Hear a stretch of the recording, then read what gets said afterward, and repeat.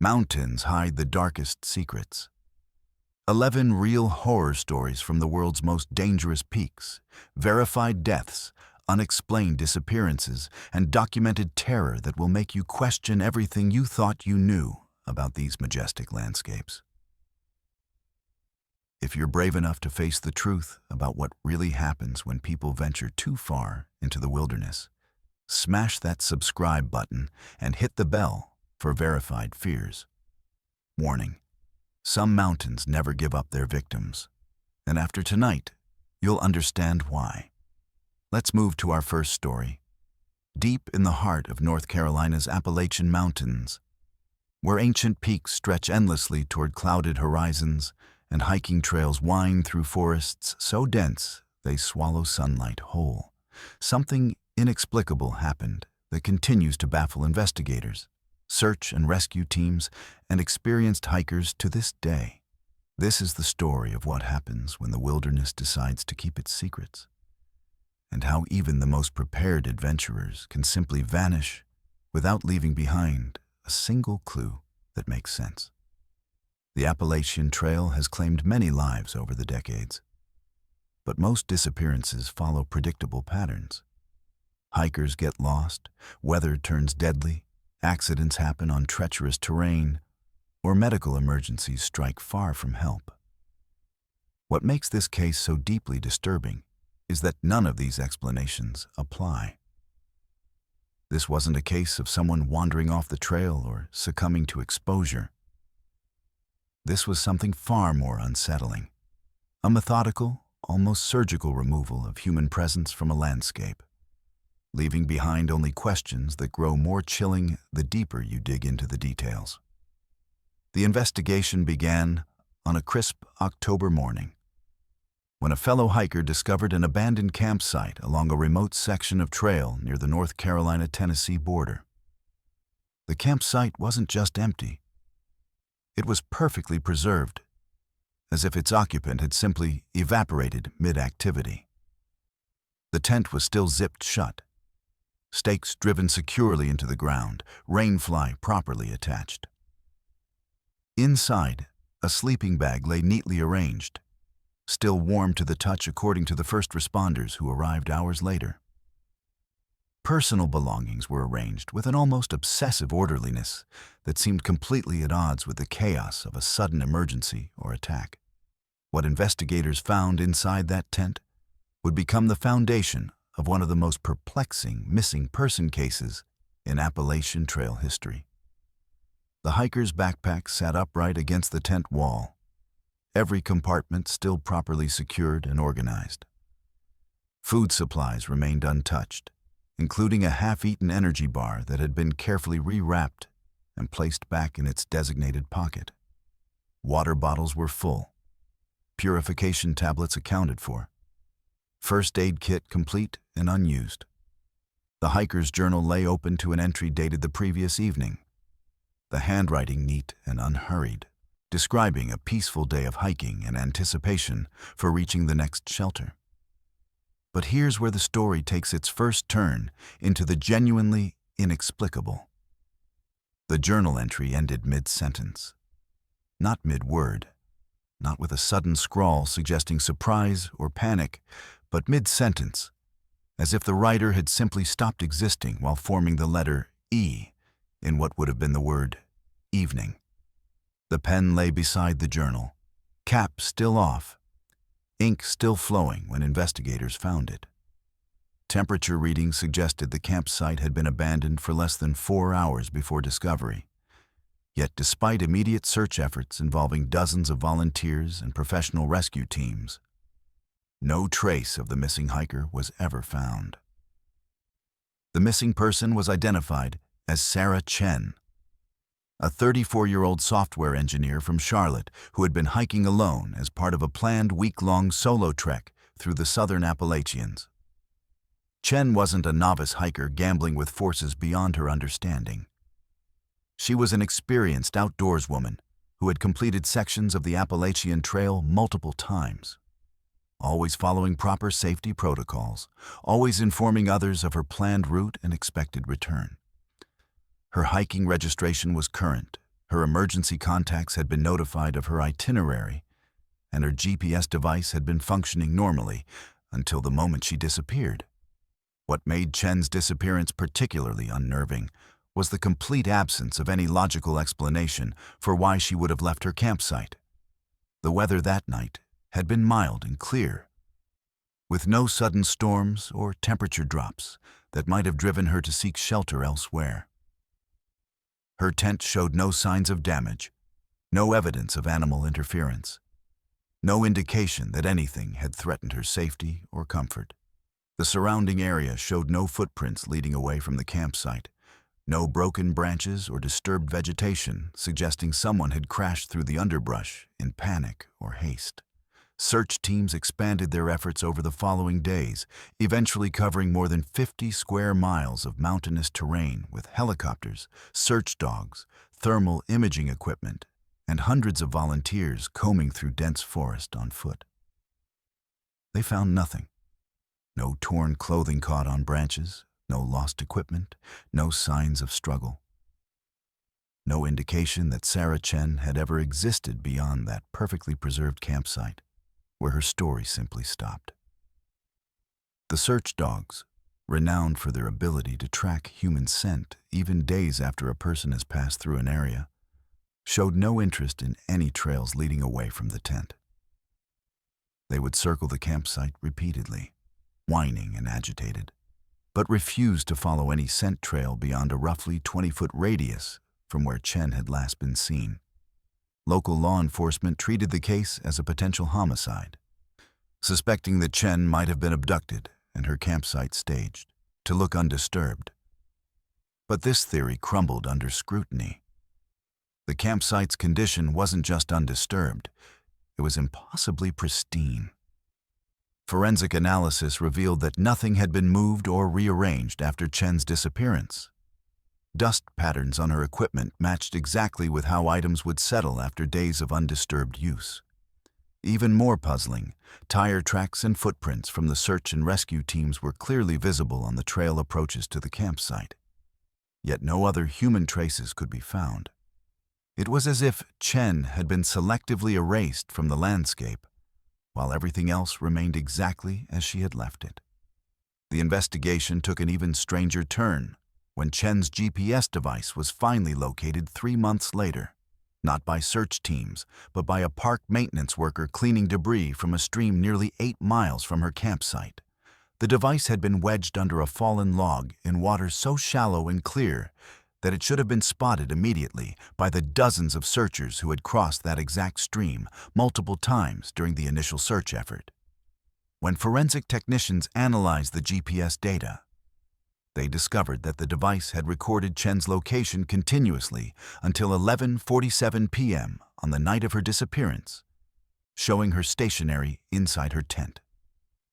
Then, at exactly 11:48 p.m., the GPS recorded an impossible movement.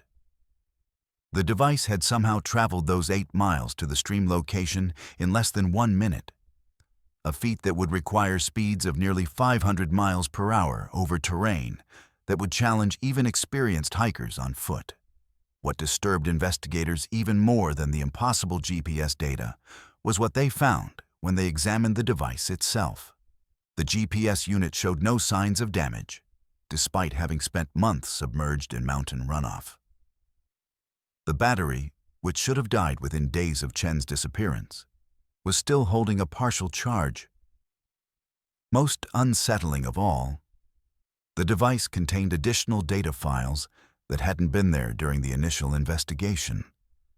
Files that appeared to have been created weeks after Chen's disappearance, containing coordinates for locations throughout the Appalachian mountain range that Chen had never visited, some of them accessible only by helicopter or technical climbing equipment. The case officially remains open, though active investigation ceased after 18 months when every lead had been exhausted and every theory had been debunked by physical evidence. Chen's family maintains a reward fund for information leading to her discovery, but the reward notices now hang in mountain towns like memorial flags for the living dead. Constant reminders that sometimes people don't just get lost in the wilderness. Sometimes the wilderness decides to keep them, and when it does, it erases every trace so thoroughly that it's as if they never existed at all. Local hikers now avoid that section of trail, not because of any official danger, warnings, but because of something far more primitive. An instinctual understanding that some places hold secrets that human minds aren't equipped to process. Park rangers report that even experienced guides refuse to camp in the area where Chen's tent was found, claiming that the forest there feels wrong in ways they can't articulate. The campsite itself has been naturally reclaimed by undergrowth, but hikers passing through the area report an overwhelming urge to leave quickly, as if the mountain itself is watching and waiting for another opportunity to add to its collection of unexplained absences. Sarah Chen's disappearance represents more than just another missing person case in America's wilderness areas. It represents the terrifying possibility that some places on this earth operate by rules we don't understand, where the normal laws of physics, logic, and human experience simply don't apply. The mountains of Appalachia have swallowed Chen so completely that it's as if she never existed, leaving behind only a perfectly preserved campsite and the haunting knowledge that sometimes, when you venture into the wilderness alone, you might not be the only one deciding whether you come back out. Let's move to our second story. In the rugged mountains of southern Oregon, where dense forests give way to isolated meadows and military training grounds stretch across thousands of acres of unforgiving terrain, a group of highly trained United States Air Force security forces encountered something that would haunt them for decades. This wasn't a case of inexperienced civilians stumbling into danger they couldn't understand. These were professional military personnel, trained to handle threats both foreign and domestic, equipped with advanced communication systems and weapons, operating in an area they knew intimately. What they experienced that night challenged everything they thought they knew about their own territory and left them questioning the nature of reality itself. The incident occurred during a routine security patrol in October 1987, when Sergeant Mike Harrison and his three-man team were conducting their regular sweep of a restricted military zone in the Cascade Range. Harrison, a 15-year veteran with multiple deployments and commendations for bravery under fire, had led hundreds of similar patrols without incident. The area they were patrolling was familiar territory, a series of interconnected meadows surrounded by dense pine forests, accessible only by military vehicles due to the rough terrain and restricted access. The team knew every trail, every clearing, every potential security vulnerability in their assigned sector. The patrol began normally at 0600 hours, following standard protocols for sweeping the remote training areas for any unauthorized personnel or suspicious activity. Harrison's team consisted of 3 other experienced airmen: Staff Sergeant David Kim, Senior Airman Jennifer Walsh, and Airman First Class Robert Torres. Each carried standard-issue M16 rifles, tactical radios, and comprehensive first aid equipment. Their mission was straightforward: conduct a visual sweep of the outer perimeter meadows, check for signs of civilian intrusion, and report back to base by 1400 hours. It was the kind of routine assignment that military personnel complete thousands of times without incident. The first sign that something was wrong came at approximately 0930 hours when the team reached the largest meadow in their patrol sector, a roughly circular clearing about 200 yards across that they had visited countless times before. In the exact center of the meadow sat a bright orange picnic table, the kind typically found in state parks and camping areas. The table appeared to be new, its plastic surface gleaming in the morning sunlight, completely incongruous with the remote military setting. What made the discovery immediately unsettling was that Harrison's team had passed through this same meadow just 3 days earlier during their previous patrol, and the meadow had been completely empty. Harrison's first instinct was to assume that civilians had somehow bypassed military security and were using the restricted area for unauthorized camping or recreation. But as the team approached the table, several disturbing details became apparent. The picnic table showed no signs of having been transported to its current location. The ground around it was undisturbed, with no tire tracks, no footprints, no drag marks, or any other indication that heavy equipment had been used to move the table into position. The surrounding grass wasn't even flattened, as if the table had simply materialized in place without any human intervention. More troubling was the table's condition. Despite appearing new, the picnic table showed signs of extended use that didn't match its pristine appearance. The surface bore faint rings and stains that suggested years of use by countless visitors. Yet the plastic material looked as if it had just come from a factory. When Harrison ran his hand across the surface, he described later that it felt warm to the touch despite the cool October morning. And the warmth seemed to emanate from within the material itself rather than from any external heat source. The team's attempt to radio their discovery back to base revealed another disturbing element of their situation. Their tactical radios, which had been functioning perfectly throughout the morning patrol, suddenly produced only static when they tried to transmit from the meadow. The static wasn't the normal interference patterns they were trained to recognize and work around. Instead, it was a consistent, almost rhythmic pattern that several team members later described as sounding almost like distant conversation, though no actual words could be distinguished. The radio malfunction was limited to transmission. They could still receive communications from base, but their own transmissions were completely blocked. As the team stood around the orange picnic table trying to understand what they were dealing with, the atmosphere in the meadow began to change in ways that defied rational explanation. The normal sounds of the forest, birds calling, wind through the trees, the distant hum of insects, gradually faded until the meadow was enveloped in complete silence. Not the peaceful quiet of a calm morning, but an oppressive, unnatural silence that seemed to press against their eardrums. Harrison described the sensation as similar to the pressure changes experienced during high-altitude flights, but more intense and accompanied by a growing sense of being observed. The feeling of being watched became so overwhelming that the team instinctively formed a defensive perimeter around the picnic table, weapons ready, scanning the tree line for any sign of movement or threat. But the forest appeared completely empty. Through their rifle scopes and binoculars, they could see deep into the surrounding woods, and there was no indication of any human presence. No movement among the trees, no reflection of sunlight off equipment or weapons, no signs that anyone was observing their activities.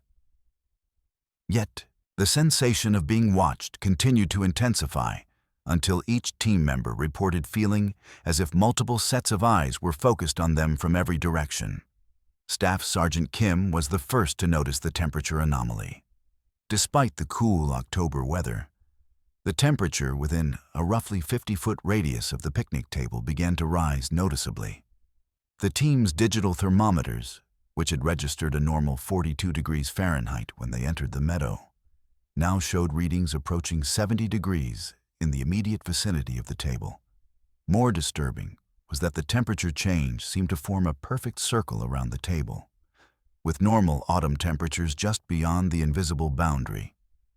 When team members stepped outside this warm zone, they immediately felt the return of the cool mountain air. But stepping back toward the table brought them into the inexplicable warmth. The psychological pressure of the situation began to affect the team in ways that their military training hadn't prepared them for.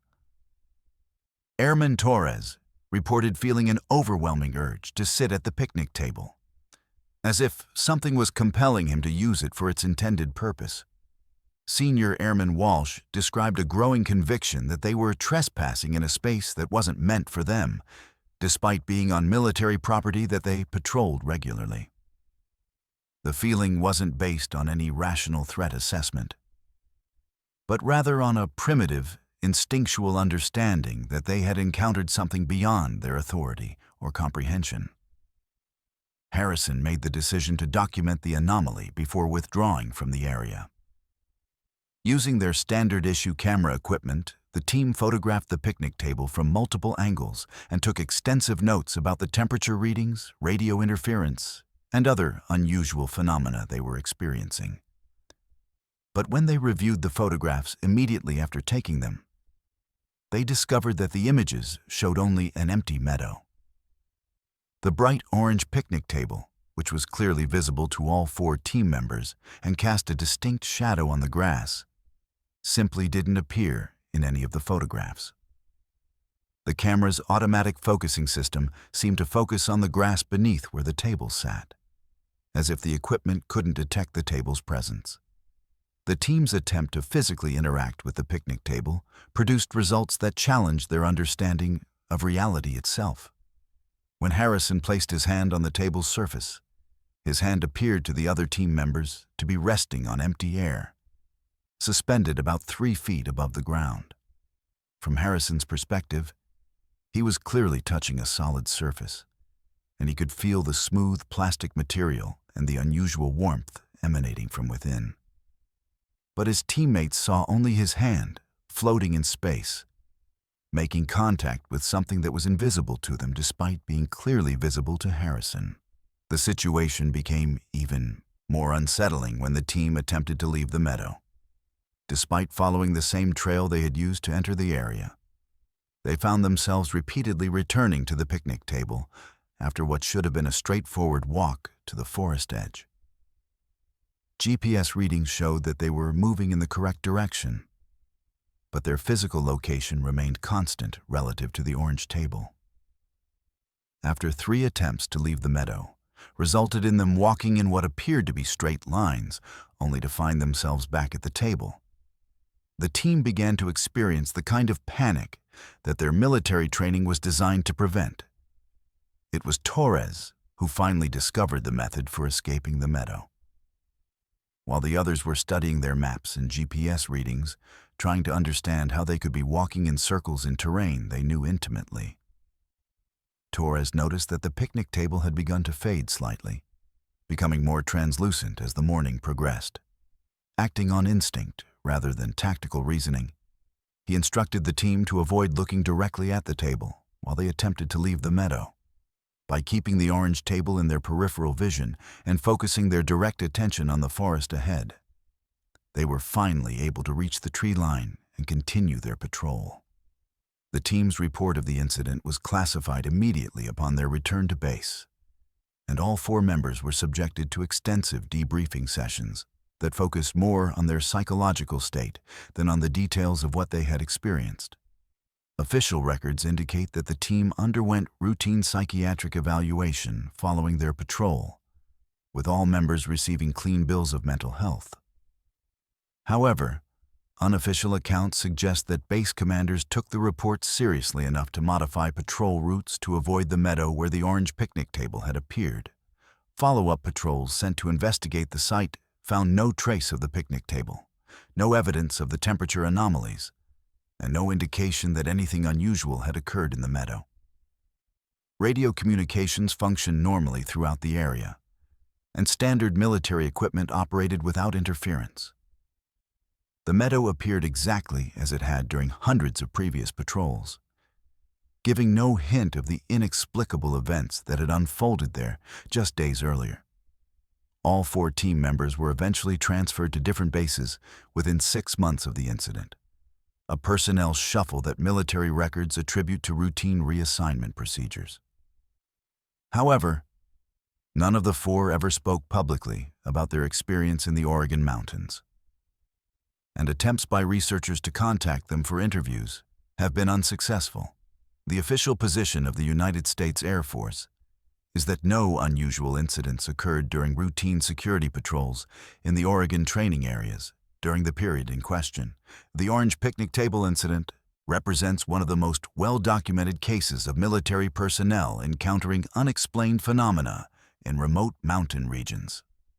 Unlike civilian reports that can be dismissed as misidentification or imagination, this account involves multiple trained observers using professional equipment and following established protocols. The fact that their experience was immediately classified and that all personnel involved were quietly reassigned suggests that the military took their report seriously, even as official channels denied that anything unusual had occurred.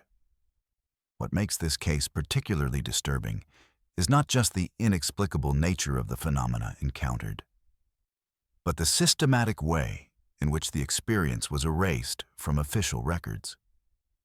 The orange picnic table, which appeared solid and real to multiple observers, left no trace of its existence beyond the memories of those who encountered it.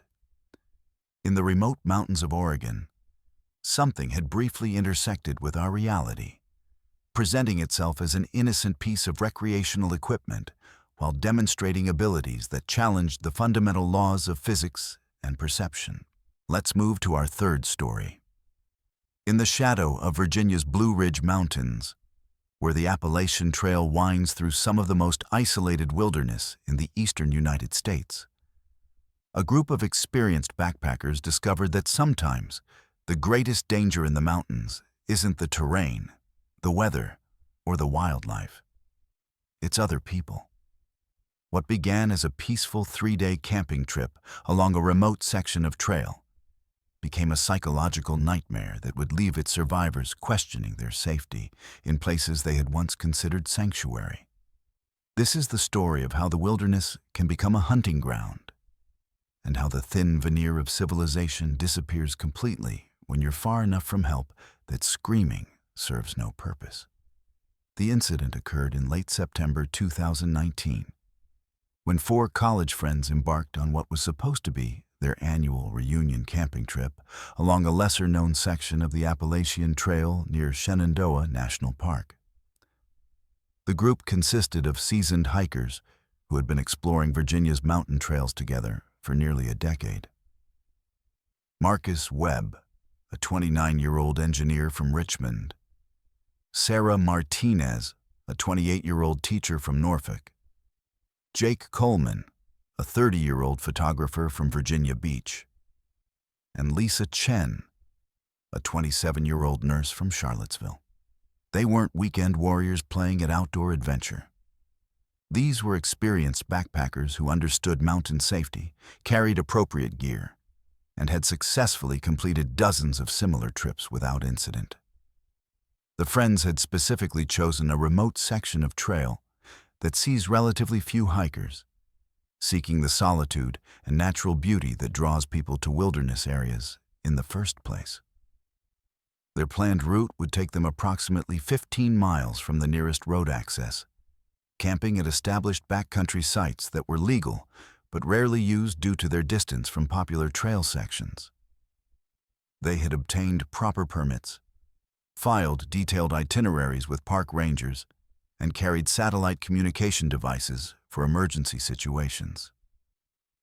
Everything about their trip planning reflected the kind of responsible outdoor recreation that park services encourage. The first indication that their trip would be anything but routine came on their second day, when they reached their planned campsite, a small clearing beside a mountain stream about 12 miles from the trailhead.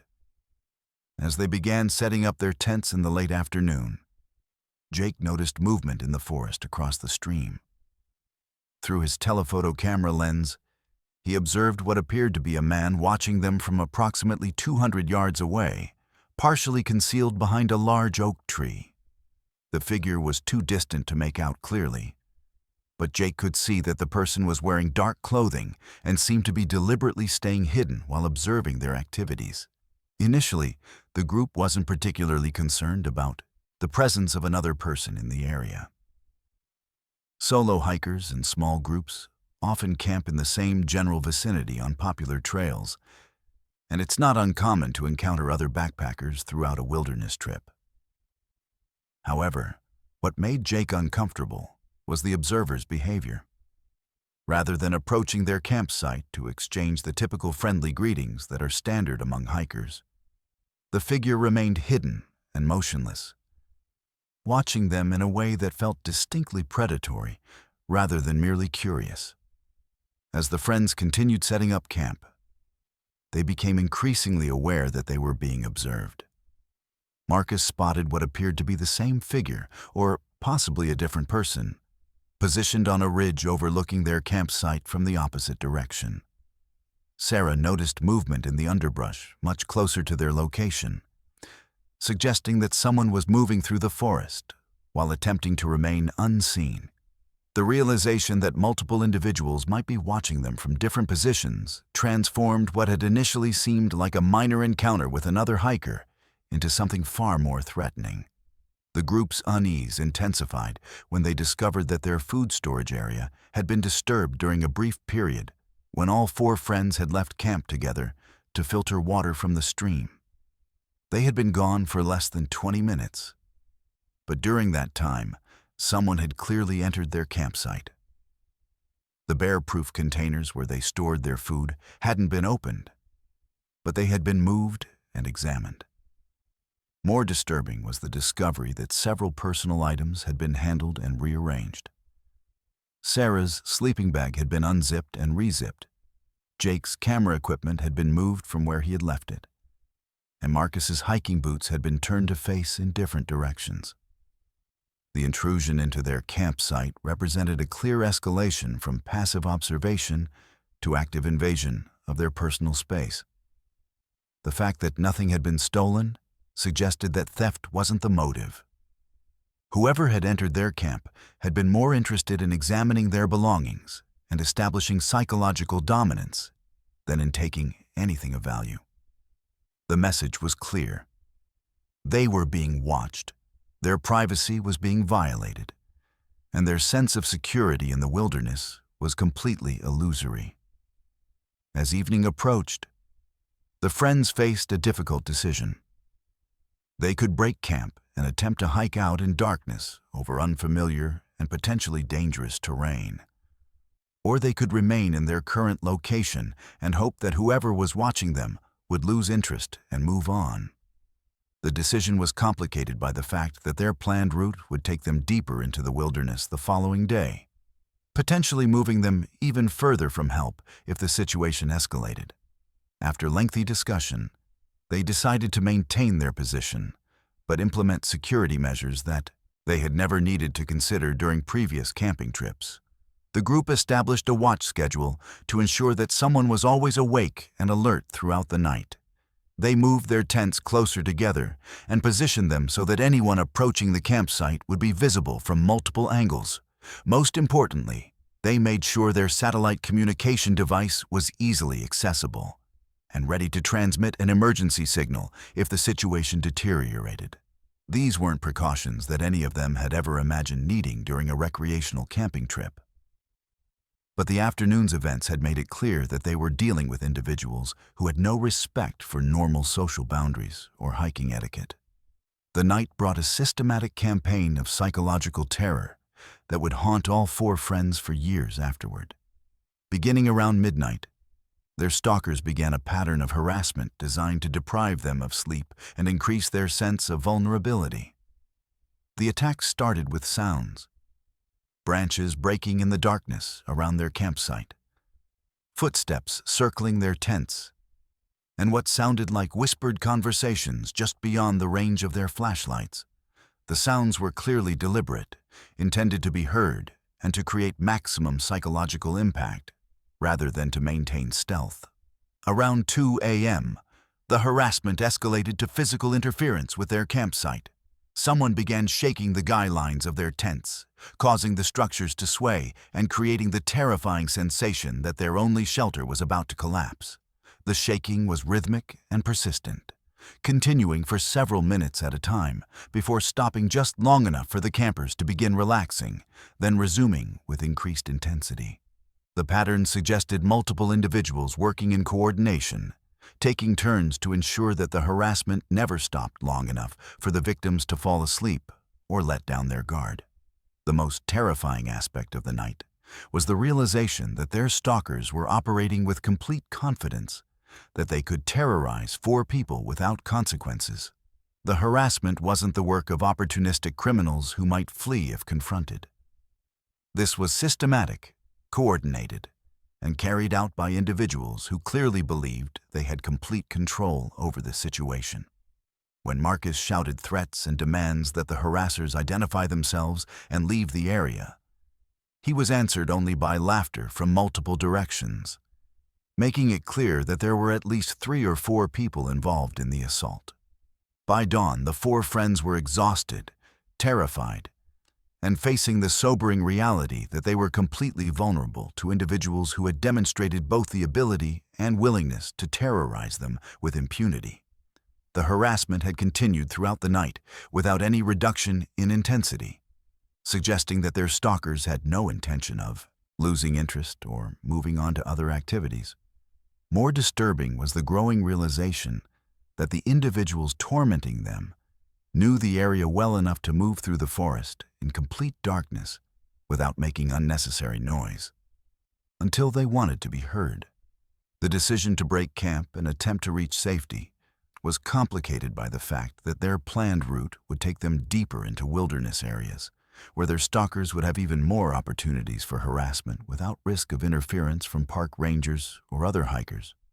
However, remaining in their current location had clearly become untenable. The group made the difficult choice to abandon their planned itinerary and attempt to reach the nearest road access point, even though it meant hiking approximately 15 miles over challenging terrain while sleep-deprived and psychologically traumatized. The hike out became a nightmare of paranoia and exhaustion as the group struggled to maintain alertness while covering difficult terrain as quickly as possible. Their stalkers continued to follow them throughout the morning, maintaining just enough distance to avoid direct confrontation, while making it clear that they were still being observed and hunted. The psychological pressure of knowing they were being tracked through the wilderness transformed what should have been a routine hike into a desperate flight from predators who seemed to view the forest as their personal hunting ground.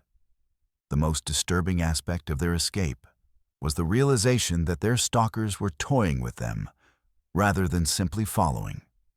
Several times during the hike, the group spotted their pursuers positioned ahead of them on the trail, suggesting that the individuals harassing them knew the area well enough to predict their route and move through the forest faster than people following established trails. The stalkers weren't just following, they were herding, controlling the group's movement and demonstrating that escape was only possible because they were allowing it. The friends finally reached the trailhead parking area in the early afternoon, exhausted and traumatized, but physically unharmed. Their immediate report to park rangers initiated a search of the area where they had been camping. But no trace of their stalkers was found. The rangers took the report seriously and increased patrols in the area, but no arrests were made and no similar incidents were reported by other hikers in the following weeks. The official investigation concluded that the group had likely encountered local individuals who were using remote areas of the park for illegal activities and viewed hikers as potential threats to their operations. What makes this case particularly disturbing is not just the systematic nature of the harassment, but the complete impunity with which it was carried out. The individuals who terrorized the 4 friends demonstrated intimate knowledge of the local terrain, suggesting they were either locals who knew the area well or people who had been operating in the region for extended periods. The coordination and persistence of their harassment suggested experience in psychological intimidation, raising questions about whether this was an isolated incident or part of a pattern of predatory behavior targeting vulnerable hikers in remote areas. The psychological impact on the victims extended far beyond the immediate trauma of their experience. All 4 friends reported difficulty sleeping for months afterward, with several experiencing panic attacks triggered by camping-related activities or even normal outdoor sounds. Sarah gave up backpacking entirely, unable to overcome the association between wilderness areas and the terror she had experienced. Jake continued hiking, but never again ventured into remote areas without large groups or armed companions. The incident transformed their relationship with wilderness areas from one of peace and recreation to one of vulnerability and potential danger. The case highlights a reality that many outdoor enthusiasts prefer not to acknowledge. Remote wilderness areas can provide perfect cover for individuals who view isolated hikers as easy targets for harassment, robbery, or worse. The very isolation that makes mountain camping appealing also makes campers completely dependent on the goodwill of anyone they encounter. When that goodwill is absent, when hikers encounter individuals who view the wilderness as a place where normal social rules don't apply, the result can be psychological terror that transforms peaceful natural settings into landscapes of fear. In Virginia's Blue Ridge Mountains, 4 experienced hikers learned that the greatest danger in the wilderness isn't always the mountain itself. Sometimes it's the people who treat remote areas as hunting grounds, where they can terrorize victims with complete impunity. Their story serves as a sobering reminder that when you venture far enough from civilization, you enter a realm where your safety depends entirely on the intentions of anyone else who might be sharing that isolated space with you. Let's move to our 4th story. High above the death zone of Mount Everest, where the air contains less than 1/3 the oxygen available at sea level, and every breath becomes a conscious struggle for survival, the human mind begins to fracture in ways that challenge our understanding of consciousness itself. This is the documented account of Jeremy Windsor, a 42-year-old British investment banker who, during his 2008 attempt to summit the world's highest peak, experienced a complete psychological breakdown that blurred the line between hallucination and reality. So thoroughly that even today, 17 years later, he cannot distinguish between what actually happened and what his oxygen-starved brain created during those terrifying hours above 26,000 feet. Windsor wasn't an amateur adventurer seeking bragging rights or a midlife crisis thrill. He was an experienced mountaineer who had successfully summited 6 of the world's 7 highest peaks, including K2, which many consider more technically challenging than Everest itself.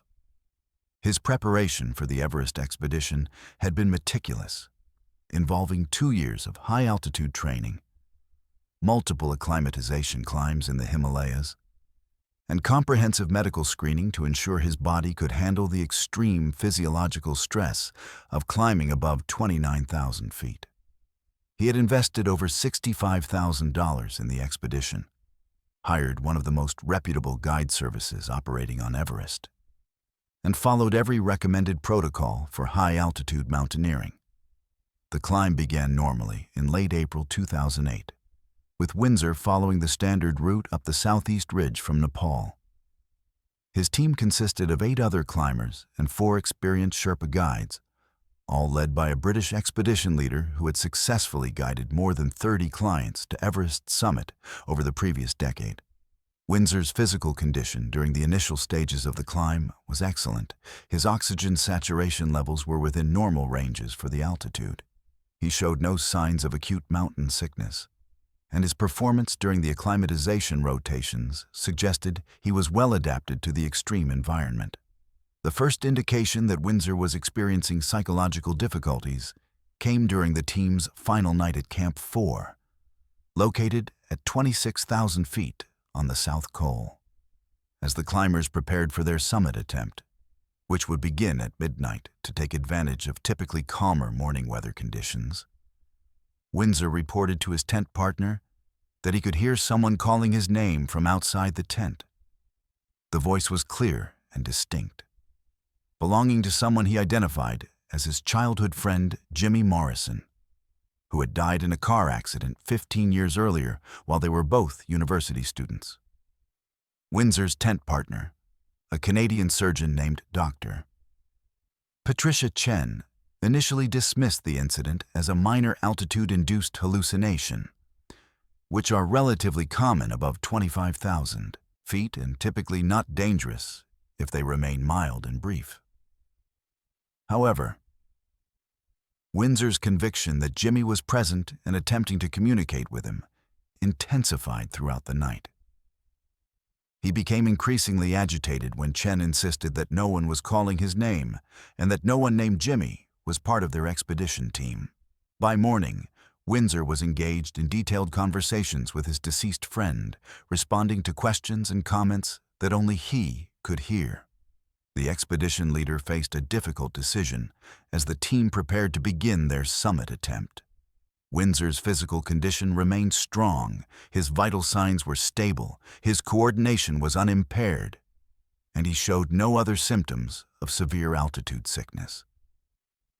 However, his psychological state had clearly deteriorated to the point where he was experiencing vivid auditory hallucinations and possibly visual hallucinations as well, since he occasionally gestured toward empty space as if acknowledging Jimmy's presence. The standard protocol would be to send Windsor down the mountain immediately, but he adamantly refused to abandon his summit attempt and insisted that Jimmy was encouraging him to continue climbing. Against his better judgment, the expedition leader allowed Windsor to continue with the summit attempt, reasoning that the hallucinations seemed benign and that Windsor's physical performance hadn't been compromised. This decision would prove to be a critical error that nearly cost Windsor his life and provided researchers with one of the most detailed first-hand accounts of severe, high-altitude psychological breakdown ever documented. Windsor wore a digital voice recorder throughout the summit attempt, initially intending to document his achievement for family and friends, but inadvertently creating an audio record of his complete psychological disintegration. The recordings, which Windsor later made available to altitude medicine researchers, provide a chilling real-time documentation of how extreme oxygen deprivation can completely alter human consciousness. During the early hours of the summit attempt, Windsor's recorded comments are relatively normal, consisting of typical observations about weather conditions, physical discomfort, and progress toward the summit. However, as the team climbed higher and oxygen levels continued to decrease, Windsor's commentary gradually shifted to include responses to Jimmy's supposed presence and advice. By the time the team reached 28,000 feet, Windsor was engaged in continuous conversation with his hallucinated companion, often ignoring direct questions from his actual climbing partners in favor of responding to Jimmy's comments. The recordings capture Windsor asking Jimmy about route-finding decisions, discussing memories from their university days, and even expressing gratitude for Jimmy's encouragement during physically demanding sections of the climb. Most disturbing was Windsor's apparent belief that Jimmy was physically present and actively assisting with the climb, at one point thanking his deceased friend for helping him navigate a particularly difficult section of the route. The situation became genuinely dangerous when Windsor began following Jimmy's navigation advice rather than staying with his actual climbing team. High-altitude mountaineering requires climbers to remain roped together and maintain visual contact at all times. But Windsor repeatedly attempted to deviate from the established route because Jimmy was supposedly showing him a better or safer path. His climbing partners were forced to physically restrain him on multiple occasions to prevent him from wandering off the route into areas where a single misstep would result in a fatal fall of thousands of feet. What makes Windsor's case particularly significant from a medical perspective is the detailed nature of his hallucinations and the way they evolved as his oxygen deprivation became more severe. Jimmy wasn't simply a voice or a vague presence. Windsor described seeing his friend clearly, including specific details about his clothing, facial expressions, and physical movements. More troubling was that Jimmy seemed to possess knowledge about the mountain and climbing conditions that Windsor himself didn't have, suggesting that his oxygen-starved brain was creating a hallucinated expert guide to help him navigate the extreme environment. The recordings capture the moment when Windsor's hallucinations took on a sinister quality that transformed Jimmy from a helpful companion into something far more threatening. As the team struggled through the most technically challenging section of the climb, approaching the Hillary Step at approximately 28,840 feet, Windsor's voice on the recording became increasingly panicked as he reported that Jimmy was no longer encouraging him to continue, but was instead trying to convince him to remove his oxygen mask and rest in the snow. The helpful friend had become a malevolent presence, actively trying to kill him through suggestions that would result in rapid death from hypoxia and hypothermia. Windsor's terror was palpable in the recordings as he pleaded with Jimmy to stop trying to harm him, begging his hallucinated friend to remember their positive memories together, rather than attempting to sabotage his survival. The other climbers, who could only hear Windsor's side of these conversations, described the experience as deeply unsettling. Watching a strong, experienced mountaineer argue desperately with empty air, while their lives depended on maintaining focus and coordination in one of the most dangerous environments on Earth. Several team members later reported that Windsor's psychological breakdown was more frightening than the physical dangers of the climb itself. The situation reached its crisis point when Windsor, following Jimmy's malevolent advice, actually began to remove his oxygen mask at 28,900 feet, less than 100 feet below Everest's summit.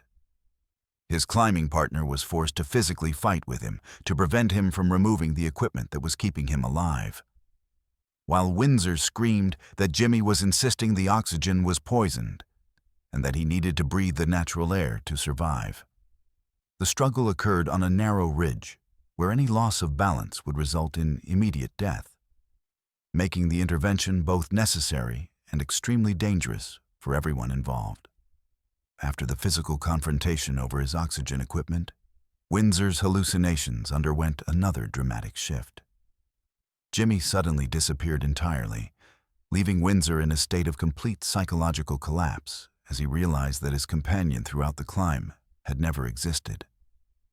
The recordings capture his sobbing confusion as he tried to understand how he could have been talking to someone who wasn't there, how he could have seen and heard Jimmy so clearly when his friend had been dead for 15 years. The sudden absence of his hallucinated companion left Windsor feeling more alone and terrified than he had ever experienced in his life. Despite his psychological breakdown, Windsor's team managed to reach Everest's summit, though he has no clear memory of achieving the goal he had spent years working toward. The recordings from the summit show Windsor in a state of complete dissociation, mechanically following his team's instructions, but showing no awareness of his accomplishment or appreciation for the spectacular views that represent the culmination of most climbers' dreams. His responses to his teammates' congratulations were flat and confused, as if he couldn't understand why they were celebrating or where they were. The descent proved even more dangerous than the ascent, as Windsor's psychological state continued to deteriorate, and he began experiencing new hallucinations involving multiple deceased friends and family members. He reported seeing his late grandfather standing on various ledges along the route, waving and calling his name, and became convinced that his dead university roommate was following the team down the mountain, always staying just out of direct sight, but occasionally visible in his peripheral vision. The combination of severe oxygen deprivation, physical exhaustion, and psychological trauma had completely destroyed his ability to distinguish between reality and hallucination. Windsor's condition didn't improve significantly until the team descended below 23,000 feet, where increased oxygen levels gradually restored some of his cognitive function. However, even at lower altitudes, he continued to experience confusion about what had actually happened during the summit attempt. He insisted that Jimmy had been present during the climb and became agitated when team members assured him that he had been hallucinating. The transition from complete belief in his hallucinations to gradual recognition that they hadn't been real was almost as traumatic as the original. Psychological breakdown. Medical evaluation after the expedition revealed that Windsor had experienced severe high-altitude cerebral edema, a condition where fluid accumulation in the brain causes increased intracranial pressure and can result in permanent neurological damage if not treated promptly. Brain scans showed evidence of minor tissue damage in areas associated with memory formation and reality testing, providing a physiological explanation for the severity and persistence of his hallucinations. The fact that he had continued climbing despite such severe cerebral impairment was described by altitude medicine specialists as both remarkable and extremely dangerous. The long-term psychological impact of Windsor's Everest experience has been profound and lasting. 17 years after the climb, he still experiences occasional brief hallucinations during times of stress or physical exhaustion, usually involving Jimmy or other deceased friends. He has undergone extensive psychiatric treatment to help him process the trauma of losing his grip on reality so completely. But he reports that the experience has permanently altered his understanding of consciousness and the reliability of human perception. The knowledge that his brain could create such convincing false experiences has left him with a persistent underlying anxiety about the nature of reality itself. Windsor's case has become a landmark study in altitude medicine, providing researchers with unprecedented insight into how extreme oxygen deprivation affects human consciousness. His detailed audio recordings and comprehensive medical follow-up have helped scientists understand that severe, high-altitude hallucinations aren't simply minor perceptual distortions, but can involve complete breaks from reality that persist even after returning to safer altitudes. The case has led to stricter medical protocols for high-altitude expeditions and better training for guides in recognizing and managing psychological emergencies. What makes Windsor's experience particularly disturbing isn't just the severity of his hallucinations, but the way they felt completely real and convincing while they were occurring. His brain, starved of oxygen and struggling to maintain basic functions, created an elaborate alternate reality that included detailed sensory experiences, complex social interactions, and even tactical climbing advice. The fact that these hallucinations could be so vivid and persistent while occurring in one of the most dangerous environments on Earth highlights the terrifying fragility of human consciousness when pushed beyond its evolutionary limits. In the death zone of Mount Everest, where every breath is a struggle and the margin for error approaches zero, Jeremy Windsor discovered that the greatest danger wasn't the mountain itself, but the way extreme altitude could transform his own mind into an unreliable narrator of reality. His story serves as a chilling reminder that in the world's most extreme environments, the human brain can become humanity's greatest enemy, creating false realities so convincing that they can lead directly to death. Sometimes, the most terrifying monsters we face in the mountains are the ones our own minds create when pushed beyond the limits of what consciousness was designed to endure. Let's move to our fifth story. Deep in the unnamed mountain ranges of Eastern Europe, where communist-era secrecy still shrouds countless acres of wilderness in administrative obscurity and bureaucratic silence, a discovery was made in 2012 that would challenge everything investigators thought they knew about missing persons cases, human endurance, and the lengths to which people will go to survive in impossible circumstances. This is the story of Klaus and Ingrid Zimmermann, a German couple who vanished without trace during a hiking expedition in 1972, and the 40-year-old diary that revealed a nightmare of captivity, psychological torture, and gradual descent into madness that makes their disappearance one of the most disturbing, unsolved cases in European criminal history. The Zimmermanns were experienced mountaineers from Bavaria who had spent their honeymoon exploring the relatively uncharted mountain regions along what was then the border between East and West Germany. Klaus, 28, was a geology professor at the University of Munich with extensive experience in alpine environments, while Ingrid, 26, was an accomplished photographer who specialized in documenting remote wilderness areas for German travel publications. Their planned 3-week expedition in August 1972 was intended to be both a romantic adventure and a professional assignment, with Ingrid commissioned to photograph pristine mountain landscapes for a series of articles about undiscovered hiking destinations in Central Europe. The couple's disappearance initially attracted little attention from authorities on either side of the Iron Curtain. Their planned route took them through politically sensitive border regions, where civilian access was heavily restricted, and both East and West German officials assumed that the missing hikers had either been detained by border guards or had fallen victim to the dangerous terrain and harsh weather conditions common in the area.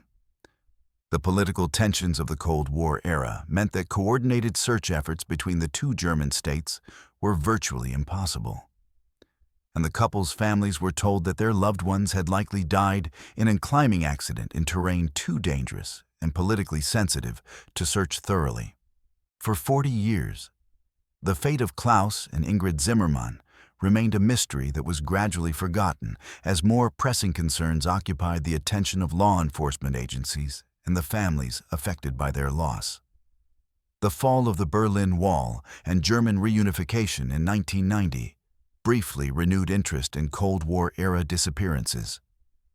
But the case files related to the Zimmermanns contained so little useful information that investigators quickly moved on to cases where evidence suggested better chances of resolution. The couple had simply vanished into the political and geographical chaos of a divided Europe, leaving behind only bureaucratic speculation and family grief. The discovery that would resurrect their case came entirely by accident in September 2012, when a team of German forestry workers conducting routine maintenance on mountain trails stumbled upon a partially buried metal container approximately 200 kilometers from where the Zimmermanns had last been seen. The container, a World War II-era ammunition box that had been deliberately buried beneath a large boulder, contained what appeared to be a complete diary documenting the couple's experiences during the weeks following their disappearance. The diary, written primarily in Ingrid's handwriting, but with occasional entries by Klaus, revealed that their disappearance hadn't been the result of an accident or political detention, but rather a calculated kidnapping that had trapped them in a nightmare of captivity that lasted far longer than anyone had imagined possible. The diary's opening entries, dated in late August 1972, described the couple's capture by unknown individuals while they were camping in a remote valley. According to Ingrid's account, they were awakened during their second night in the mountains by armed men who spoke in a dialect that neither Klaus nor Ingrid could identify, though they suspected it might have been a regional variation of Czech or Polish. The kidnappers, whom Ingrid referred to only as the men throughout her writings, appeared to be local residents who knew the terrain intimately and had been watching the couple's movements for several days before deciding to take them prisoner. What made the kidnapping particularly terrifying was its apparent lack of clear motive. The captors didn't demand ransom, didn't seem interested in the couple's equipment or money, and showed no indication of political motivation despite the sensitive border location where the capture occurred. Instead, according to the diary entries, the kidnappers seemed primarily interested in keeping Klaus and Ingrid alive, while subjecting them to a systematic program of psychological torture that appeared designed to break their will to resist or escape rather than to extract information or achieve any practical goal. The early diary entries described the couple being forced to march deeper into the mountains to what Ingrid described as a place that doesn't exist on any map, eventually arriving at what appeared to be an abandoned mining complex that had been converted into a makeshift prison. The facility consisted of several underground chambers connected by tunnels that had been carved into the mountainside. possibly during the Soviet era as part of a military installation or industrial project that had been abandoned and forgotten by official records. The isolation was complete. Ingrid wrote that even when they were allowed outside their underground cell, they could see no signs of civilization in any direction. Only endless mountains stretching to the horizon. The psychological torture began immediately and followed patterns that suggested their captors had experience in breaking down human resistance. Klaus and Ingrid were kept in separate cells most of the time, allowed to see each other only briefly and at unpredictable intervals that prevented them from developing any sense of routine or normalcy. They were fed irregularly and with varying quantities of food, sometimes receiving generous meals followed by days of near starvation, creating a constant state of anxiety about their basic survival needs. Most disturbing was their captors' apparent enjoyment of their prisoners' suffering. Ingrid wrote repeatedly about the men's laughter when Klaus or she broke down crying or begged for information about why they were being held. As weeks passed, the diary entries reveal the gradual deterioration of both prisoners' mental state under the constant stress of captivity and uncertainty. Klaus, who had initially maintained hope that they would be rescued or released, began showing signs of severe depression and paranoia, becoming convinced that their captors were planning to kill them slowly and that their suffering was being deliberately prolonged for the entertainment of their jailers. Ingrid's entries describe Klaus spending entire days in catatonic silence, refusing to eat or respond to her attempts at conversation during their brief periods together.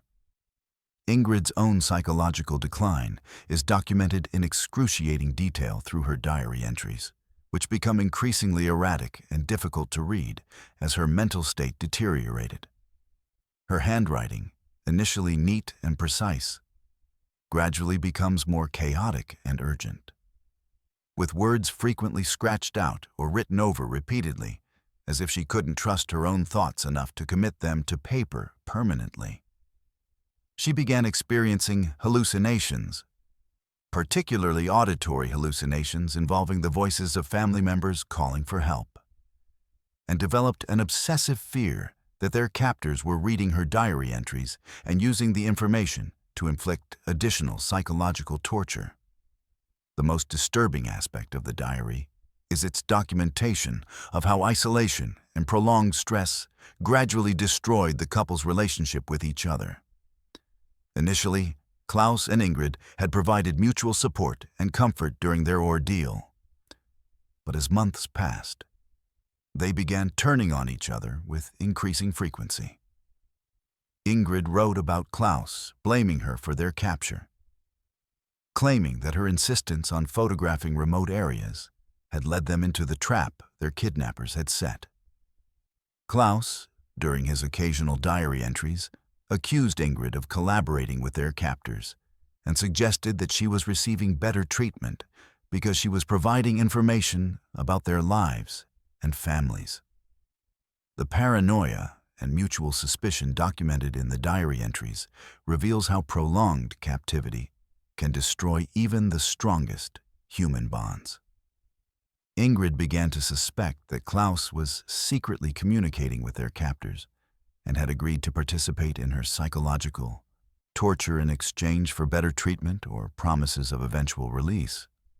Klaus's entries show similar suspicions about Ingrid's behavior, and both began withholding information from each other and engaging in petty conflicts over food, space, and perceived favoritism from their jailers.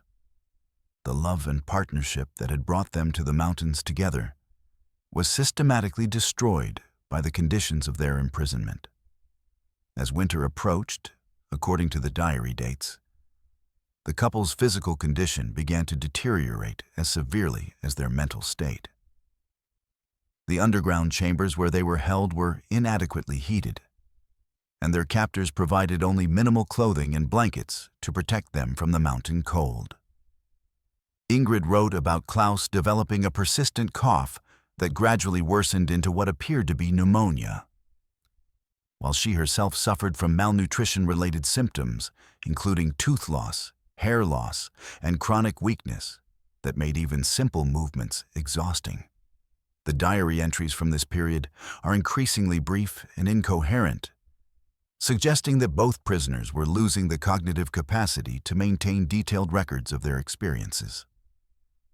The final entries in the diary, dated in early spring 1973, reveal that Klaus had died during the winter months, though Ingrid's account of his death is so confused and contradictory that investigators cannot determine whether he died from illness, malnutrition, or violence.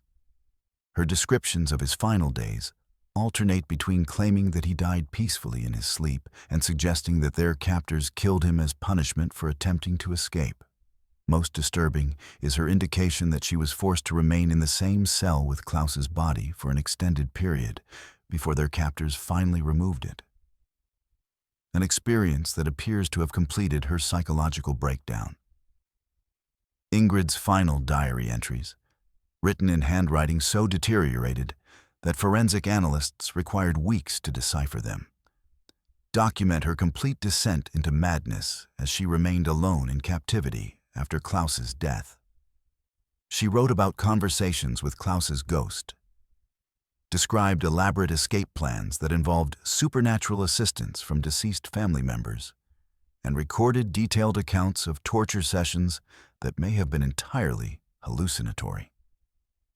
Her final entry, dated approximately 13 months after their initial capture, simply reads, "They are coming for me now," repeated dozens of times in increasingly erratic handwriting until the words become illegible scrawls. The discovery of the diary initiated a massive criminal investigation involving German federal police, Interpol, and local authorities from multiple countries in the region where the couple had disappeared. However, the investigation quickly encountered the same obstacles that had prevented resolution of the case 40 years earlier. The remote mountain region described in the diary contained numerous abandoned mining and military installations from various historical periods, but none could be definitively identified as the location where the Zimmermans had been held.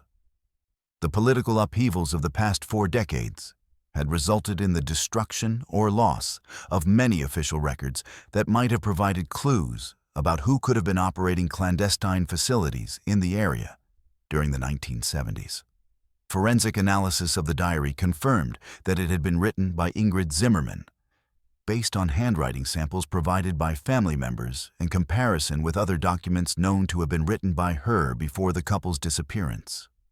The metal container showed evidence of having been buried for approximately 40 years, consistent with the timeline suggested by the diary entries, and the paper and ink used were consistent with materials available in the early 1970s.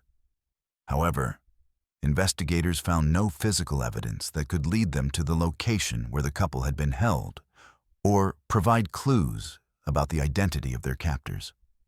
The most puzzling aspect of the case is how the diary came to be buried in a location so far from where the couple had disappeared and where, according to Ingrid's entries, they had been held captive. The burial site showed no evidence of recent disturbance, suggesting that the diary had been buried shortly after the final entries were written. But there was no indication of who had buried it or why. The location itself had no apparent connection to the abandoned mining facility described in the diary, leading investigators to speculate that someone, possibly one of the captors or a witness to the crimes, had deliberately chosen to preserve a record of what had happened while ensuring that it wouldn't be discovered until decades later. The psychological impact of the diary's discovery on the Zimmermans' surviving family members was devastating. After 40 years of uncertainty, they finally had answers about what had happened to Klaus and Ingrid.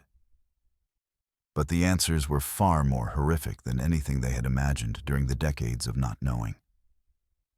The detailed documentation of the couple's suffering, psychological breakdown, and gradual descent into madness provided closure of the most brutal kind, confirming that their loved ones had endured months of torture before dying in captivity, far from home and help. The case remains officially unsolved, though the statute of limitations for most potential charges has expired, and the likelihood of identifying the perpetrators after so many decades is virtually non-existent. The diary has been sealed in police evidence storage, though copies have been made available to researchers studying the psychological effects of prolonged captivity and torture. The document represents one of the most complete first-hand accounts of systematic psychological torture ever recovered, providing insights into human endurance and breakdown that have been valuable to psychologists and criminologists despite the horrific circumstances under which it was created. What makes the Zimmerman case particularly disturbing is not just the detailed documentation of their suffering, but the apparent purposelessness of their captivity and torture. Unlike political prisoners or kidnapping victims held for ransom, Klaus and Ingrid appear to have been taken and tormented simply because they were vulnerable and isolated enough to be captured without consequences for their captors. The randomness of their selection and the methodical nature of their psychological destruction suggests the existence of individuals who viewed human suffering as entertainment and had the knowledge, resources, and opportunity to indulge their cruelty with complete impunity. In the mountains of Eastern Europe, where political chaos and geographical isolation provided perfect cover for the worst aspects of human nature, Klaus and Ingrid Zimmerman discovered that some fates are far worse than death. Their 40-year-old diary stands as a testament to human endurance in the face of unimaginable cruelty, and a chilling reminder that in remote places far from civilization's protective influence, there are people who view other human beings as nothing more than subjects for experimentation in the limits of psychological torture. The mountains that had promised them adventure and beauty instead became the setting for a nightmare that lasted 13 months and was documented in excruciating detail by a woman whose love for her husband wasn't strong enough to survive the systematic destruction of everything that makes us human. Let's move to our sixth story. In the remote wilderness of Colorado's Rocky Mountains, where jagged peaks pierce thin air and pristine alpine meadows stretch for miles without a single sign of human habitation, a group of seasoned campers discovered that the greatest threat in the mountains isn't always the harsh environment or dangerous wildlife. Sometimes it's other humans who have decided that the isolation of the wilderness gives them license to terrorize anyone unfortunate enough to cross their path. This is the account of what happened to the Henderson family during what was supposed to be a peaceful weekend camping trip in August 2017, when they encountered individuals who transformed their remote campsite into a scene of psychological warfare that would haunt them for years afterward. The Henderson family consisted of parents, Michael and Jennifer, both in their early 40s, and their 3 children, 16-year-old Sarah, 14-year-old David, and 11-year-old Emma. Michael was an experienced outdoorsman who had been camping and hiking in Colorado's backcountry for over 20 years, while Jennifer, though less experienced, had accompanied the family on dozens of successful camping trips throughout the state. They weren't naive city dwellers venturing unprepared into dangerous territory. They were knowledgeable campers who understood mountain safety, carried appropriate gear, and had carefully planned their trip to one of their favorite remote locations in the San Juan National Forest. The family had chosen a dispersed camping area, approximately 12 miles from the nearest maintained road, accessible only by a rough 4-wheel drive track that discouraged casual visitors and ensured the kind of solitude they sought for their annual summer camping expedition. The location was a small meadow beside a crystal-clear mountain stream, surrounded by dense stands of aspen and pine trees that provided both privacy and protection from the mountain winds. They had camped in this exact spot 3 times over the previous 5 years without encountering any problems beyond the usual challenges of backcountry camping. Afternoon thunderstorms, curious wildlife, and the occasional equipment malfunction. The family arrived at their campsite on Friday afternoon and spent several hours setting up their camp according to well-established routines that had been refined through years of family camping trips.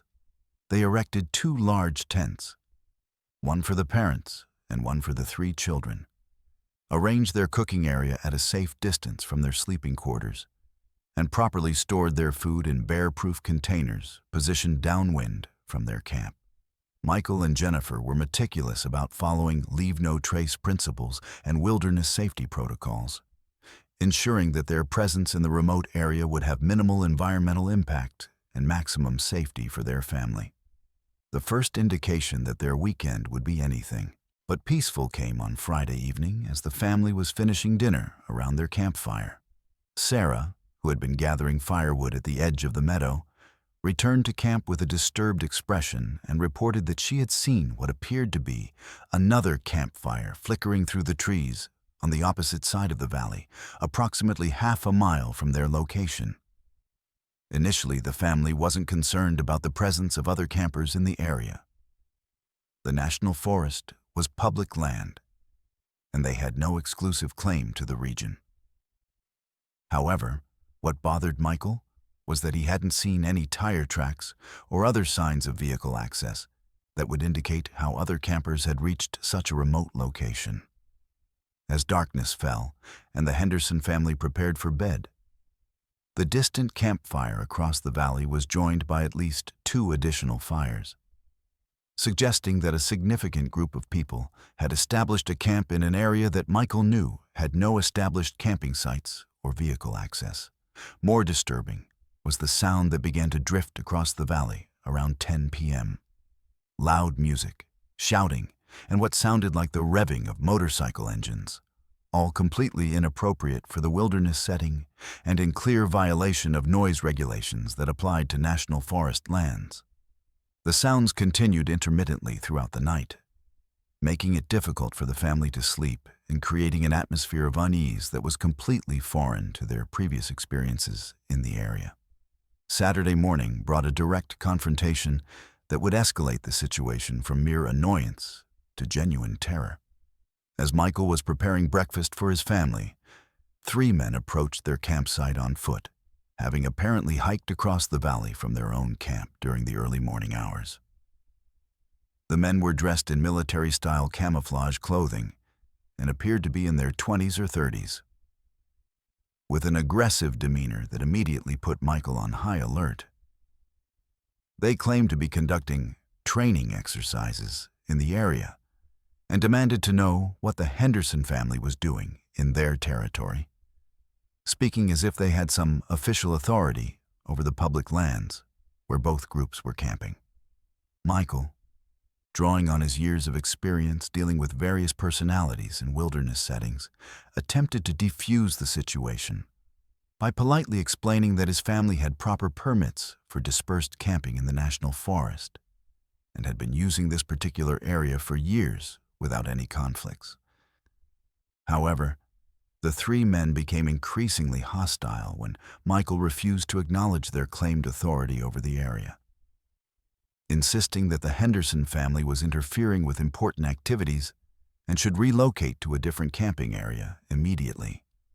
The confrontation became more threatening when one of the men made pointed references to the Henderson children by name, despite never having been introduced to the family, suggesting that they had been watching the campsite and gathering information about its occupants. The realization that their family had been under surveillance by unknown individuals was deeply unsettling for both Michael and Jennifer. But the situation became genuinely frightening when the 3 men made it clear that they knew details about the Henderson family's planned activities and departure schedule.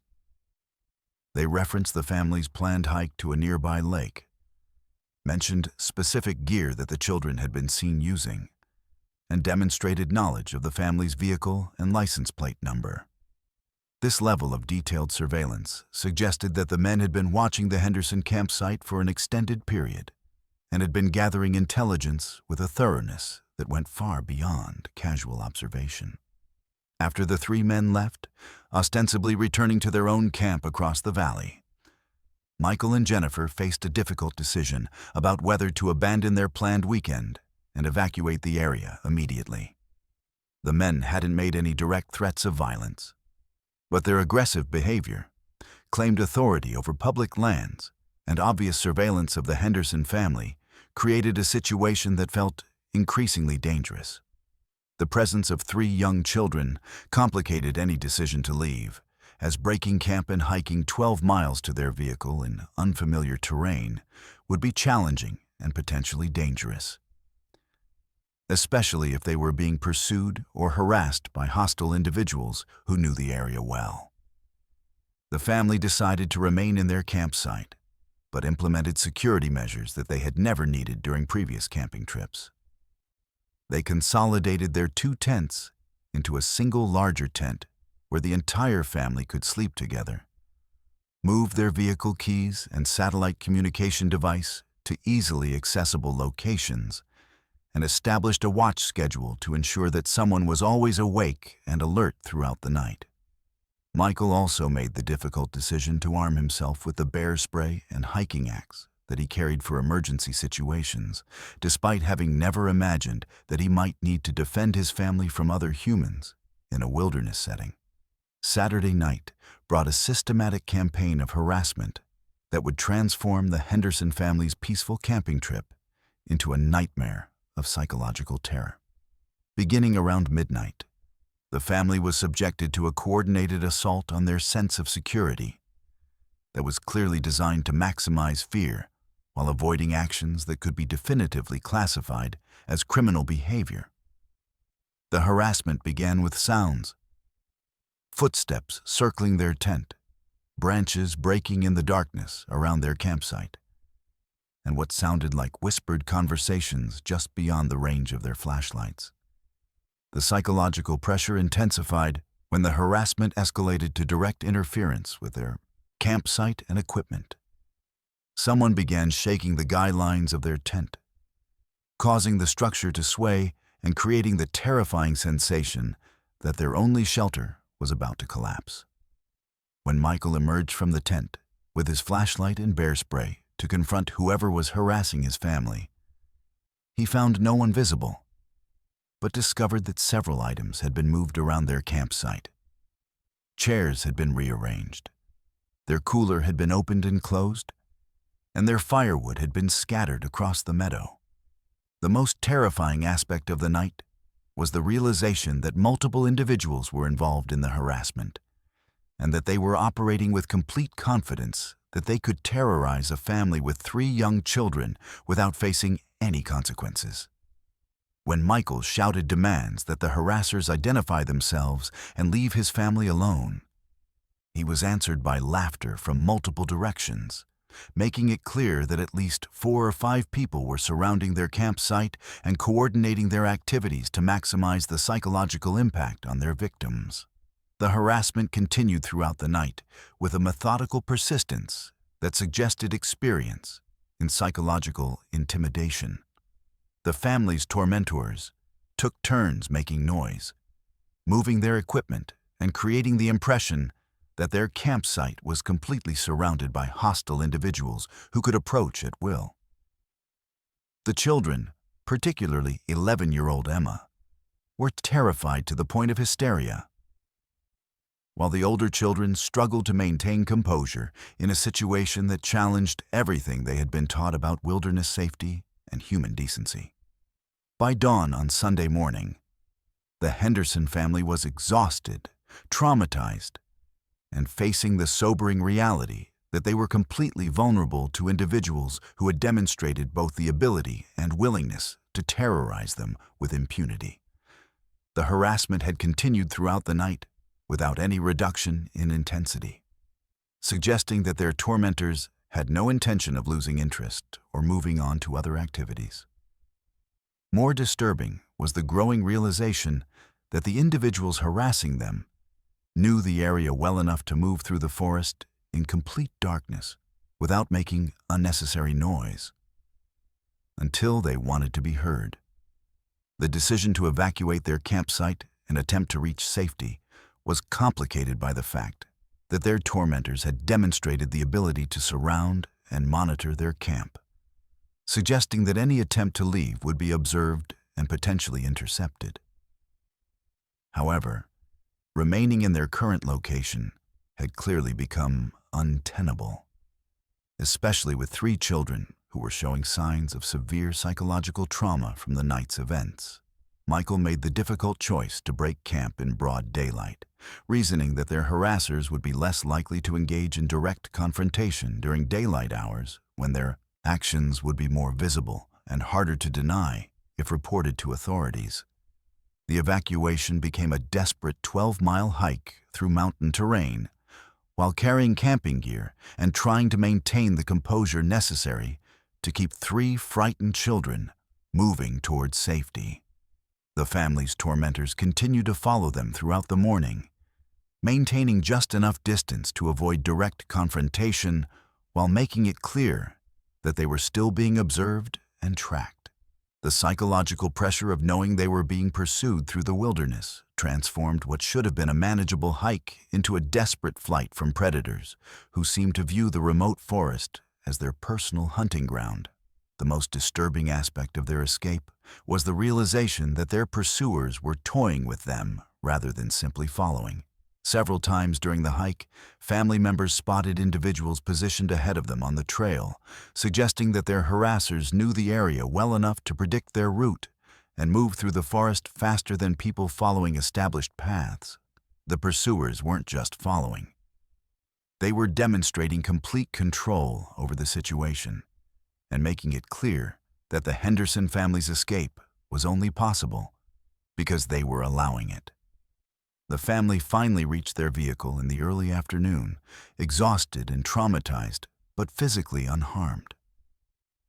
Their immediate report to park rangers and local law enforcement initiated an investigation of the area where they had been camping.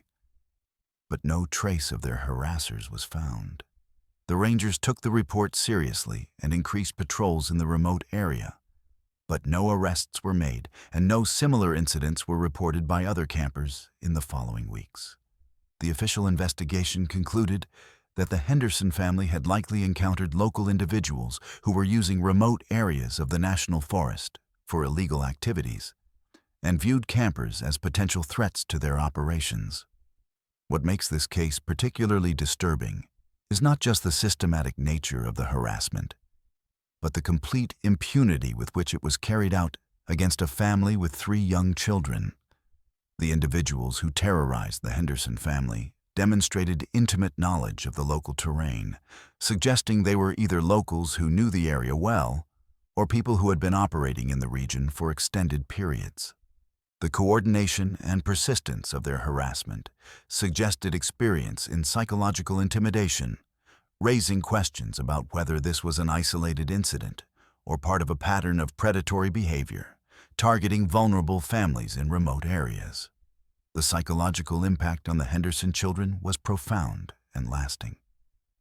Emma, the youngest, required months of counseling to overcome the trauma of the experience and still refuses to participate in family camping trips. David and Sarah both reported difficulty sleeping for weeks afterward, with nightmares involving being pursued through dark forests by unseen attackers.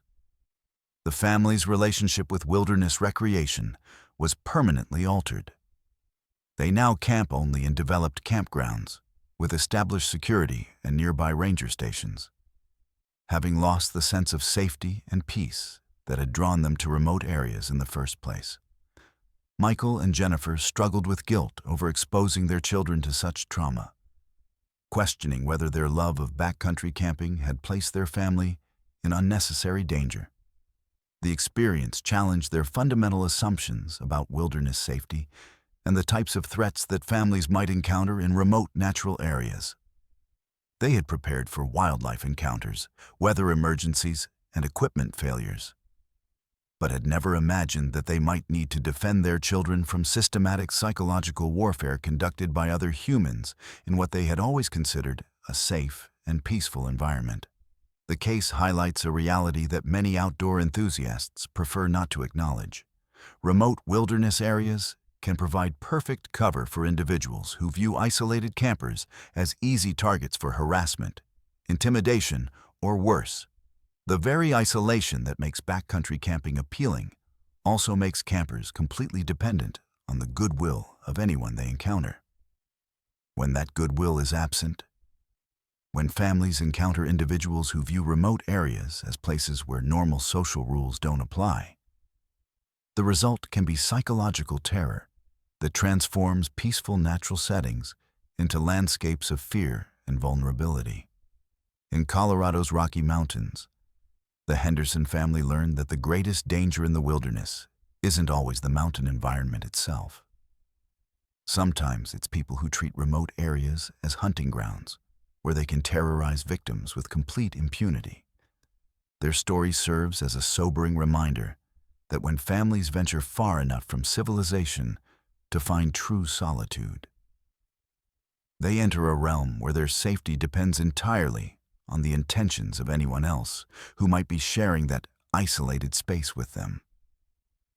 The mountains that had promised them peace and family bonding instead became the setting for a nightmare that would haunt them for years, demonstrating that sometimes the most beautiful and remote places on Earth can hide the darkest aspects of human nature. Let's move to our seventh story. High above the treacherous slopes and windswept ridges of Mount Everest, where the mountain itself becomes both graveyard and monument to human ambition, two British climbers embarked on what would become mountaineering's greatest mystery and most haunting tale of disappearance. This is the story of George Mallory and Andrew Irvine, whose 1924 attempt to reach the summit of the world's highest peak ended in their vanishing into the thin air and swirling snow of the death zone, leaving behind a question that would obsess generations of climbers and historians. Did they reach the summit of Everest 29 years before Edmund Hillary and Tenzing Norgay received credit for the first successful ascent? George Lee Mallory was already a legendary figure in British mountaineering circles when he joined the 1924 British Everest expedition. At 37, he was a veteran of two previous Everest expeditions and had established himself as one of the most skilled and daring climbers of his generation. Mallory possessed an almost mystical relationship with mountains, famously responding to the question of why he wanted to climb Everest with the immortal words, "Because it's there." His climbing partner, Andrew Irvine, was 22 years old and had been selected for the expedition despite his relative inexperience with high-altitude climbing.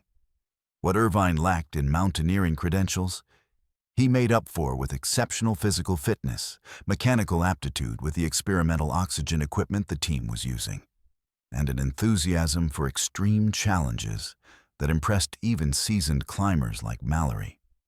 The 1924 British Everest expedition was the third major attempt by British climbers to reach the summit of Mount Everest, following unsuccessful expeditions in 1921 and 1922. The team was led by Lieutenant Colonel Edward Norton and included some of the most experienced high-altitude climbers in the world, along with cutting-edge equipment and supplies that represented the pinnacle of 1920s mountaineering technology. The expedition carried experimental oxygen breathing apparatus, advanced photographic equipment to document their achievements, and detailed scientific instruments to study the effects of extreme altitude on human physiology. Most importantly, they carried the accumulated knowledge and experience of the previous expeditions, giving them the best possible chance of finally conquering the mountain that had already claimed several lives and defeated numerous attempts. The climbing strategy for the 1924 expedition involved establishing a series of camps at progressively higher altitudes, allowing team members to acclimatize gradually to the thin air and extreme conditions near Everest's summit. The plan called for multiple summit attempts by different climbing pairs, with each team building on the progress and experience of the previous attempts. Mallory and Irvine were designated as the second summit team, following an initial attempt by Norton and another climber that had reached a record altitude of 28,126 feet before being forced to turn back due to exhaustion and deteriorating weather conditions. On June 6, 1924, Mallory and Irvine began their summit attempt from Advanced Base Camp. carrying experimental oxygen equipment that was supposed to give them a crucial advantage in the death zone above 26,000 feet. The oxygen apparatus was revolutionary for its time, but also notoriously unreliable, prone to mechanical failures that could leave climbers suddenly gasping for breath in an environment where every breath was already a struggle for survival. Irvine had spent considerable time modifying and improving the oxygen sets, using his mechanical skills to address some of the design flaws that had plagued earlier versions of the equipment. The last confirmed sighting of Mallory and Irvine alive came on the morning of June 8, 1924, when team member Noel Odell spotted two small figures high on Everest's northeast ridge, apparently making good progress toward the summit.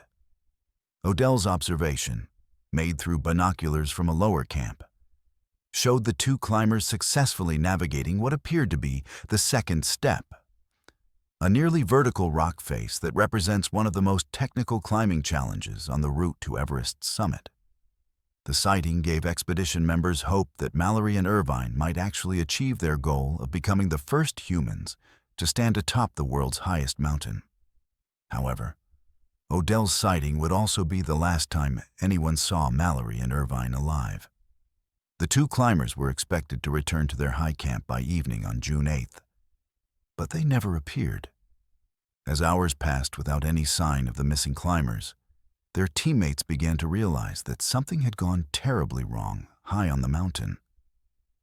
The weather conditions on June 8th had been relatively good during the morning hours when Odell spotted the climbers. But afternoon brought the kind of sudden weather deterioration that is common in the Himalayan death zone, with violent winds and blowing snow that can reduce visibility to zero within minutes.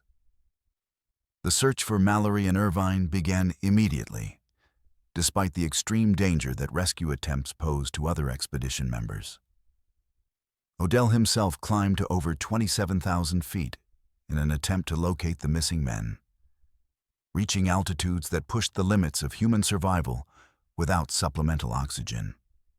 Other team members searched lower on the mountain, hoping to find signs that the missing climbers had descended safely but become lost or injured during their return journey.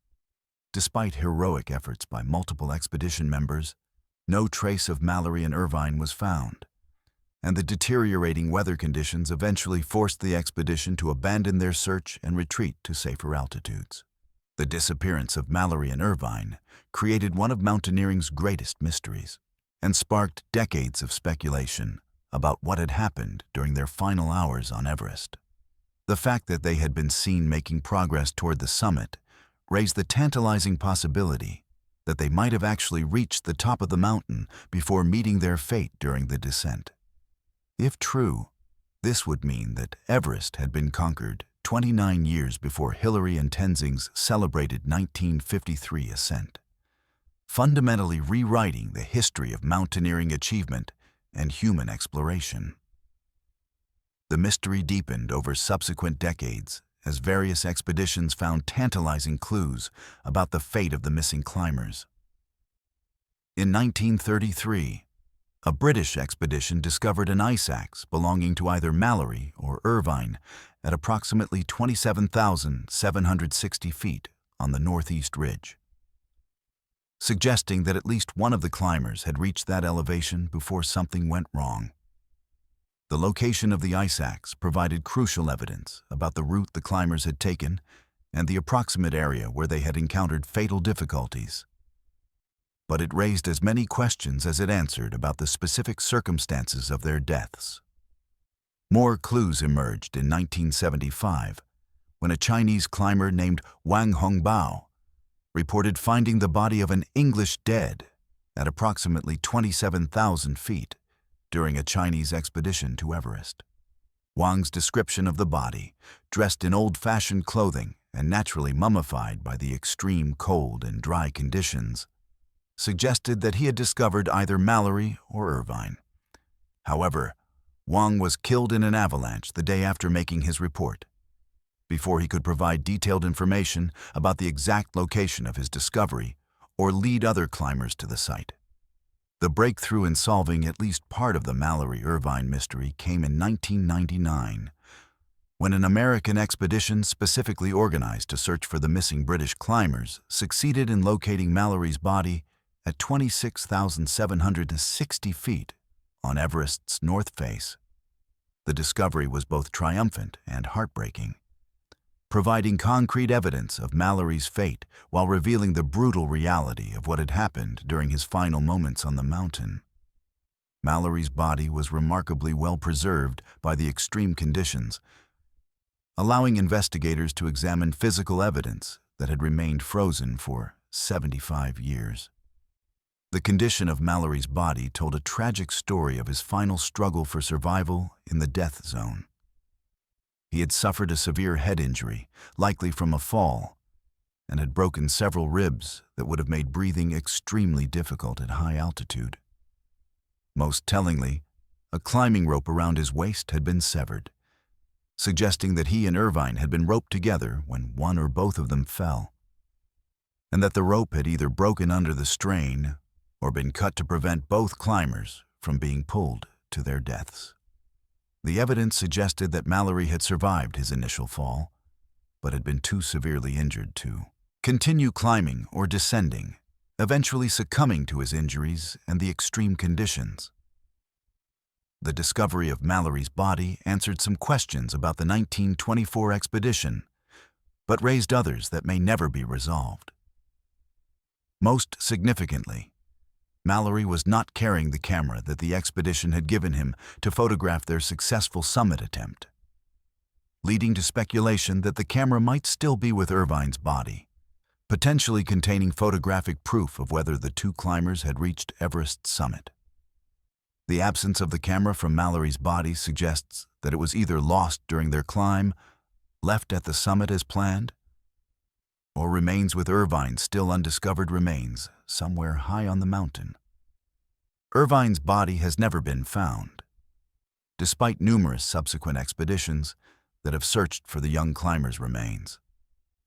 The failure to locate Irvine has fueled continued speculation about his fate, and whether he might have been carrying crucial evidence about the expedition's ultimate success or failure. Some theories suggest that Irvine's body lies in an area of the mountain that is either inaccessible to searchers or hidden beneath decades of accumulated snow and ice. Others propose that Irvine might have survived longer than Mallory and attempted to descend the mountain alone, potentially dying in a location far from where searchers have focused their efforts. The technical analysis of the route that Mallory and Irvine were attempting has provided additional insights into their likelihood of reaching the summit before their deaths. Modern climbers familiar with the Northeast Ridge route have debated whether the two British climbers possessed the technical skills and equipment necessary to overcome the formidable obstacles between their last confirmed position and Everest's summit. The second step, in particular, presents a nearly vertical rock wall that challenges even contemporary climbers using modern equipment and techniques, raising questions about whether Mallory and Irvine could have surmounted this obstacle using 1920s climbing gear. However, other evidence suggests that the two climbers were making better progress than many experts had believed possible. The location where Mallory's body was found indicates that the team had reached a higher altitude than previously thought, and the fact that they were apparently descending when they met their fate suggests that they might have completed their summit attempt before encountering the fatal difficulties that ended their lives. The debate over whether Mallory and Irvine reached Everest's summit has become one of mountaineering's most enduring controversies, with passionate advocates on both sides of the question. The psychological impact of the Mallory-Irvine mystery extends far beyond technical questions about mountaineering achievement. Their story has become a powerful symbol of human ambition and the ultimate price that explorers sometimes pay for pushing the boundaries of what is possible. The image of two climbers disappearing into the swirling snow and clouds near the top of the world's highest mountain captures something fundamental about the relationship between human beings and the natural forces that ultimately govern our fate. The 1924 expedition also represents a specific moment in history when British society was grappling with the aftermath of World War I and searching for new forms of heroism and national achievement. Mallory, who had served as an officer during the war, embodied the kind of gentleman adventurer who represented British ideals of courage, determination, and proper conduct, even in the face of certain death.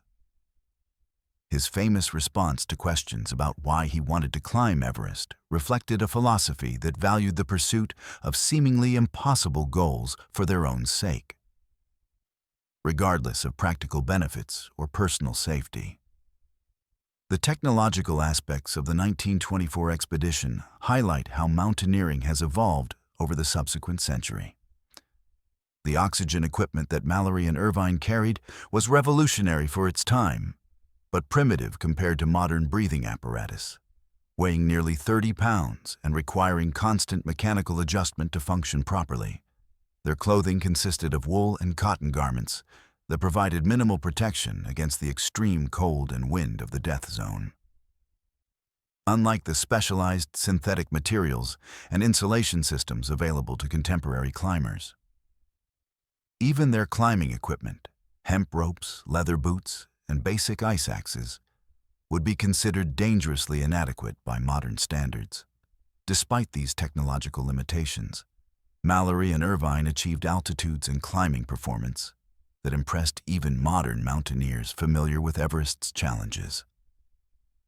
Their ability to reach such extreme elevations using primitive equipment testifies to their exceptional physical conditioning, technical climbing skills, and psychological determination.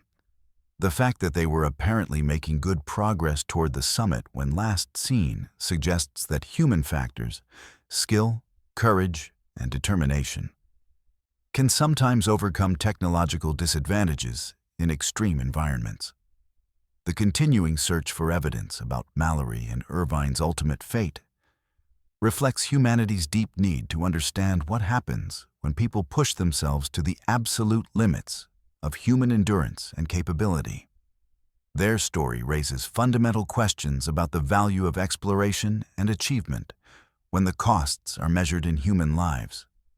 The fact that they disappeared just short of their goal, leaving behind a mystery that has captivated people for nearly a century, makes their story more compelling than if they had simply succeeded and returned safely to tell their tale. The legacy of the 1924 British Everest expedition extends beyond the specific question of whether Mallory and Irvine reached the summit. Their attempt inspired subsequent generations of climbers and explorers, contributing to the eventual successful ascent of Everest in 1953 and the ongoing human exploration of extreme environments from the deepest oceans to outer space. The courage and determination they displayed in the face of almost certain death continues to serve as an example of human potential. When individuals are willing to risk everything in pursuit of seemingly impossible goals. In the death zone of Mount Everest, where the mountain claims lives with casual indifference and preserves the evidence of human ambition in ice and snow, George Mallory and Andrew Irvine became part of the mountain itself. Their bodies, one found and one still missing, serve as monuments to the eternal human drive to explore, achieve, and push beyond the boundaries of what seems possible. Whether they reach the summit before their deaths may never be definitively known, but their story has become larger than any single achievement, representing the tragic beauty of human ambition when it encounters forces beyond human control. The mystery of Mallory and Irvine reminds us that some questions may be more important than their answers, and that the human drive to explore and achieve can create legends that outlast any individual life or specific accomplishment. High on Mount Everest, where the air is too thin to sustain life and the cold can kill within minutes, two climbers discovered that the mountain gives up its secrets reluctantly, if at all. Their disappearance into the clouds and snow near the roof of the world ensures that the mystery of the 1924 British Everest expedition will continue to captivate and inspire people as long as humans dream of conquering the impossible. Let's move to our eighth story. Deep within the coal-scarred mountains of West Virginia, where generations of mining have carved an intricate network of tunnels and shafts into the ancient Appalachian bedrock, the Crowley family has been disappearing one by one for over 60 years in a pattern so methodical and deliberate that local law enforcement has quietly stopped investigating new cases. This is the story of a generational curse that has claimed at least 12 family members across 4 decades, transforming the abandoned mining infrastructure of rural West Virginia into a hunting ground where someone, or something, has been systematically stalking and killing members of the same bloodline with a patience and persistence that defies rational explanation. The Crowley family had deep roots in the mountains of McDowell County, dating back to the early 1900s when Irish immigrants arrived to work the coal seams that would fuel America's industrial expansion for the next century. Like many mining families, the Crowleys lived hard lives marked by dangerous work, economic uncertainty, and the ever-present threat of cave-ins, explosions, and black lung disease that claimed miners with depressing regularity. The family patriarch, Chen Crowley, had worked the mines for 37 years before a roof collapse in 1962 left him permanently disabled and dependent on a modest pension that barely supported his wife Margaret and their 4 adult children who had remained in the area. The first disappearance occurred in September 1963, when Sean's eldest son Patrick, a 28-year-old miner following in his father's footsteps, failed to return home after his shift at the Consolidation Coal Company's mine complex near Welch. Patrick's disappearance initially attracted little attention from authorities, who assumed he had simply abandoned his family and mining job for better opportunities elsewhere. A common occurrence in the economically depressed region where young men frequently left without notice to seek work in distant cities. However, Patrick's family knew that something more sinister had occurred because he had left behind his entire week's wages, his cherished hunting rifle, and detailed plans for a hunting trip with his brothers scheduled for the following weekend. The search for Patrick Crowley was hampered by the complex geography of the mining region, where thousands of abandoned mine shafts, processing facilities, and access tunnels created an underground maze that stretched for hundreds of miles beneath the mountains. Local search teams focused their efforts on the active mining areas where Patrick had last been seen. But the abandoned portions of the mine complex were considered too dangerous to search thoroughly due to unstable roof conditions, toxic gases, and the constant risk of cave-ins that could trap or kill rescue workers. After 3 weeks of searching without finding any trace of Patrick, the official investigation was quietly suspended and the case was classified as a voluntary missing person situation. The second disappearance came 18 months later, when Patrick's younger brother Michael vanished under almost identical circumstances. Michael, 25, had been working the night shift at a different mine in the same complex when he disappeared sometime between leaving work at 6 a.m. and his expected arrival home at 7 a.m. His car was found parked at a roadside diner halfway between the mine and his house, with his wallet, keys, and mining equipment still inside. But no signs of struggle or indication of where he might have gone. The timing and circumstances of Michael's disappearance were so similar to Patrick's that even skeptical local authorities began to suspect that the Crowley family was being targeted by someone with intimate knowledge of their routines and habits. The pattern became unmistakable in 1967, when Sean Crowley's daughter Catherine disappeared while walking home from her job at the company store in downtown Welch. Catherine, 23, and recently married, had followed the same route home every evening for 2 years without incident. But on March 15th, she simply vanished during the half-mile walk between the store and her house. Her purse was found the next morning beside an abandoned mine entrance, but there was no other evidence to suggest what had happened to her or who might have been responsible for her disappearance. The discovery location was particularly ominous because the mine entrance led to a section of tunnels that had been sealed since the 1940s due to a series of fatal accidents. As news of the disappearances spread through the tight-knit mining community, a disturbing pattern emerged from conversations with other families in the region.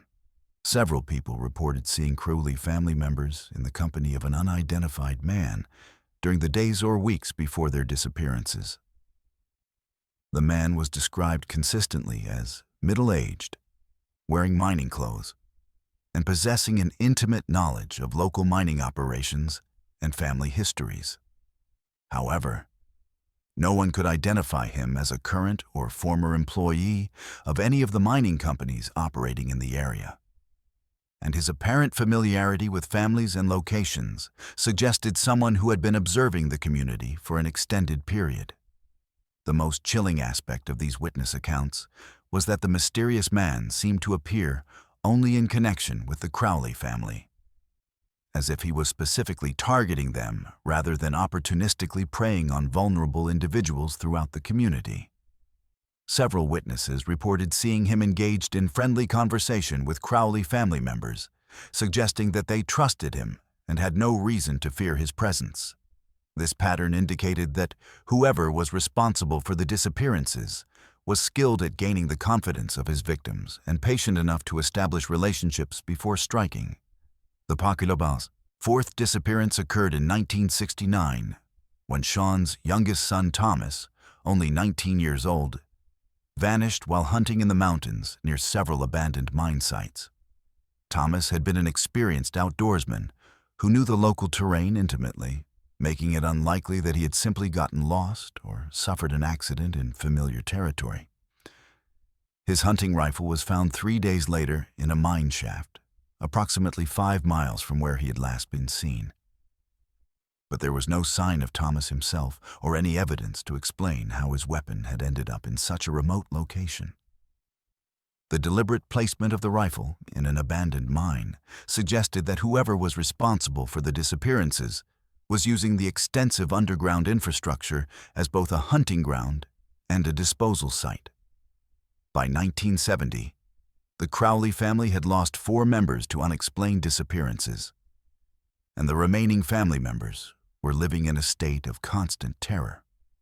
Sean Crowley, now confined to a wheelchair and suffering from advanced black lung disease, became convinced that his family was the victim of a deliberate campaign of persecution connected to some unknown incident from his mining career.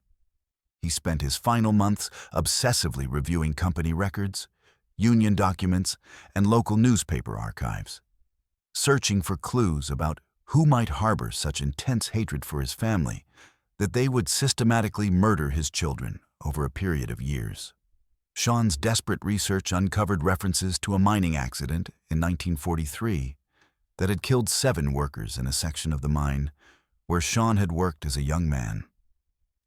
The accident had been caused by faulty safety equipment and poor ventilation, but the company had covered up the true causes and blamed the deaths on worker negligence to avoid liability. Sean discovered that he had been one of only 3 workers who possessed detailed knowledge of the safety violations that had led to the accident, and that he had been pressured by company officials to remain silent about what he had witnessed in exchange for continued employment and eventual supervisory positions. The implications of Sean's research were terrifying. If someone connected to the 1943 mining accident was responsible for targeting his family, it suggested a level of patience and methodical planning that spanned decades. The systematic nature of the disappearances, the intimate knowledge of family routines, and the consistent use of abandoned mining infrastructure all pointed to someone with deep connections to the local mining industry and a personal grudge that had been festering for nearly 30 years. Sean Crowley died in 1971 without ever learning the identity of his family's tormentor. But the disappearances continued with clockwork regularity. His widow, Margaret, vanished in 1973 while visiting Catherine's grave in the local cemetery. Her car was found running with the door open beside a mine entrance that had been sealed for decades, but recent excavation suggested that someone had been using the site regularly. Margaret's disappearance was particularly disturbing because she had been under informal police protection and had avoided leaving her house alone for months before her death. The pattern continued into the second generation as the children and grandchildren of the original victims began reaching adulthood. In 1978, Patrick's son Kevin disappeared while working as a security guard at one of the few remaining active mines in the area. His uniform and equipment were found arranged in a ritualistic pattern at the entrance to an abandoned shaft, suggesting that the disappearances had evolved from simple murders into something more elaborate and ceremonial. The symbolic nature of Kevin's disappearance indicated that whoever was responsible had developed an increasingly complex relationship with their crimes over the 15 years since the killings had begun. The most recent confirmed disappearance occurred in 1981, when Michael's daughter Jennifer, 21, vanished while attending a community college in Charleston, 2 hours away from the family's traditional mining community. The fact that the killer had tracked Jennifer to a distant city and successfully abducted her without leaving evidence suggested sophisticated planning and resources that went far beyond the capabilities of a single disturbed individual. Jennifer's disappearance also marked a geographic expansion of the threat, indicating that distance from the mining region would not provide safety for surviving Crowley family members. Local law enforcement's response to the Crowley disappearances evolved from active investigation to resigned acceptance over the nearly 2 decades during which the crimes occurred. Early cases received thorough attention from county sheriff's deputies and state police investigators.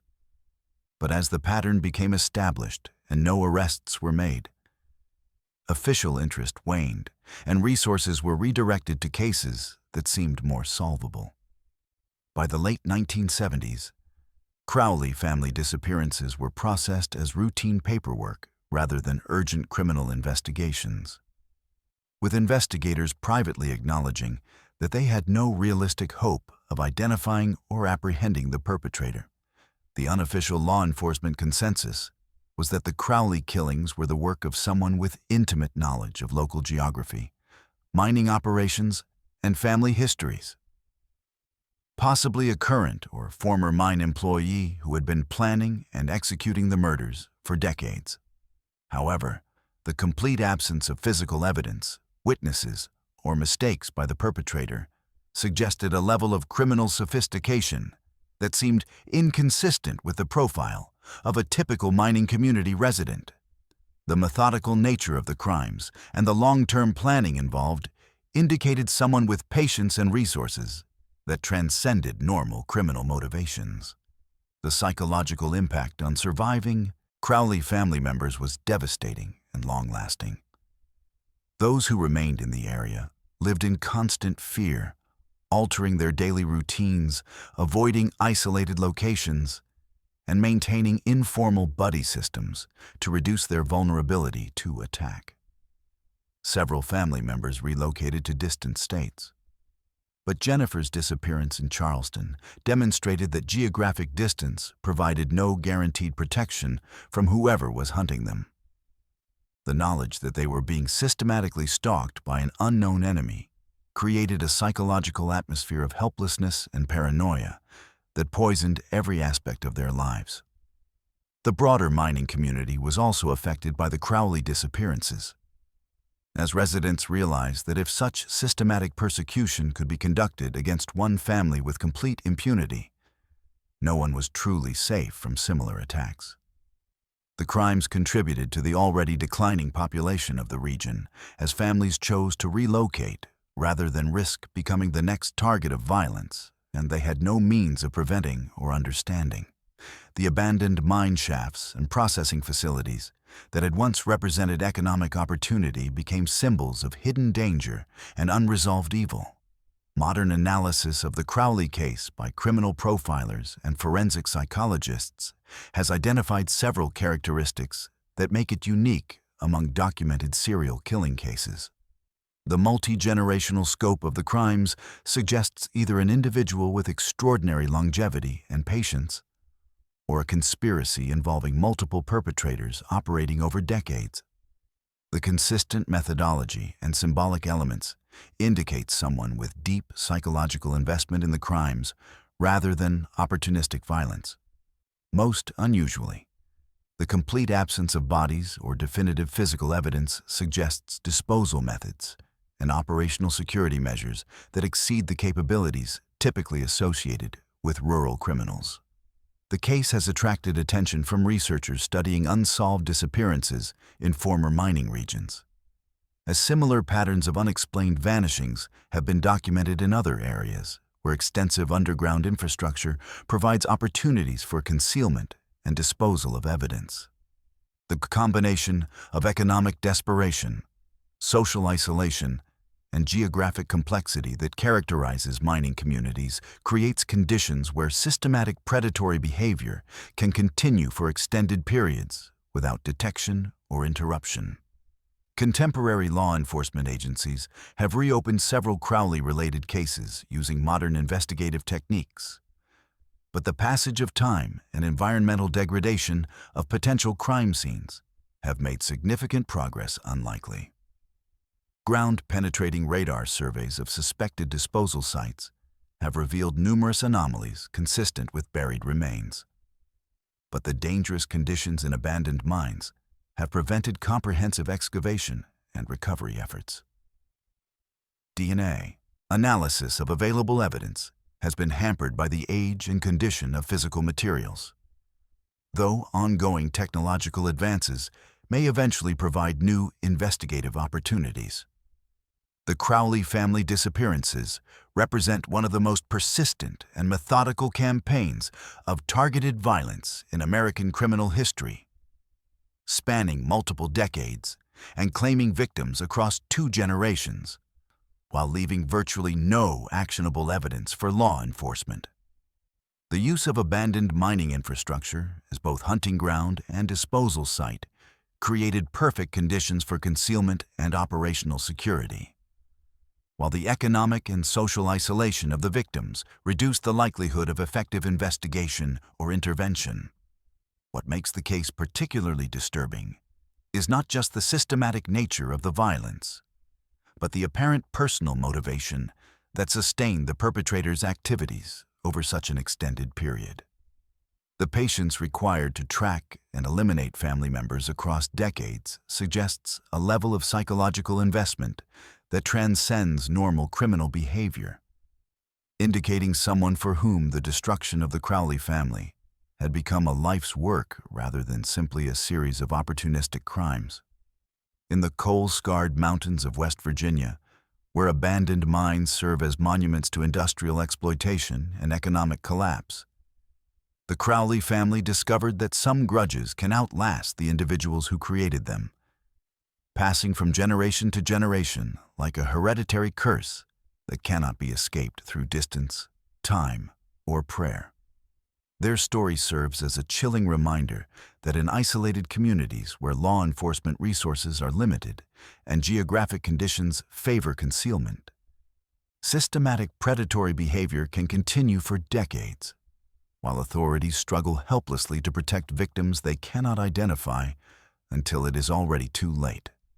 The empty houses and unmarked graves scattered throughout McDowell County stand as testimony to the Crowley family's tragedy, while the abandoned mine shafts that honeycomb the mountains beneath continue to guard their secrets with the patience of geological time.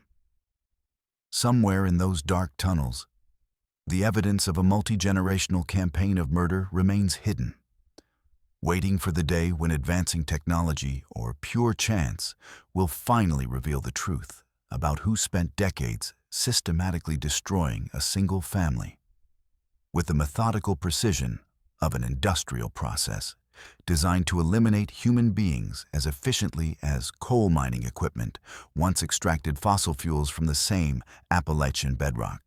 Let's move to our ninth story. Deep in the remote wilderness of Tennessee's Cumberland Mountains, where ancient hiking trails wind through dense forests that have remained virtually unchanged for centuries, solo backpacker Marcus Reed discovered that the greatest horror in the mountains isn't always what you can see. Sometimes it's what systematically disappears from your pack while you sleep, leaving you increasingly vulnerable with each passing night until you realize that something or someone has been deliberately sabotaging your survival while stalking you through the wilderness with methodical patience.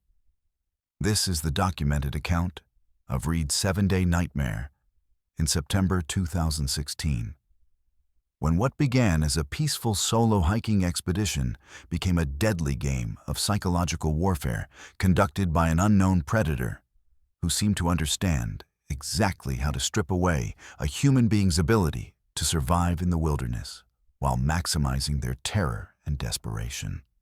Marcus Reed was a 34-year-old software engineer from Nashville who had been solo backpacking throughout Tennessee's mountain regions for over 12 years without ever experiencing anything more threatening than occasional encounters with black bears and the typical challenges of navigating difficult terrain in unpredictable weather. Reed wasn't a weekend warrior seeking Instagram-worthy adventures. He was a meticulous planner who researched his routes extensively, carried comprehensive safety equipment, and followed established protocols for solo wilderness travel that had kept him safe during hundreds of previous trips into remote areas throughout the southeastern United States. Reed's planned route for his September 2016 expedition was a challenging but familiar loop trail that would take him approximately 60 miles through some of the most isolated sections of the Cumberland Mountain Wilderness, including several days of hiking through areas that rarely saw other backpackers due to the difficult terrain and limited access points. The route was designed to provide the kind of complete solitude that Reed valued in his wilderness experiences, taking him far from established campgrounds and popular hiking destinations to areas where he could spend days without seeing another human being or any signs of modern civilization. The preparation for Reed's expedition reflected his years of experience and attention to detail. His pack contained carefully selected gear that had been tested during previous trips, including a high-quality tent rated for severe weather, a comprehensive first aid kit, water purification equipment, emergency communication devices, and enough food to sustain him for 8 days with a comfortable safety margin. Reed had filed detailed itineraries with park rangers and family members, established check-in schedules using his satellite communication device, and carried backup equipment for critical items like water purification and navigation tools.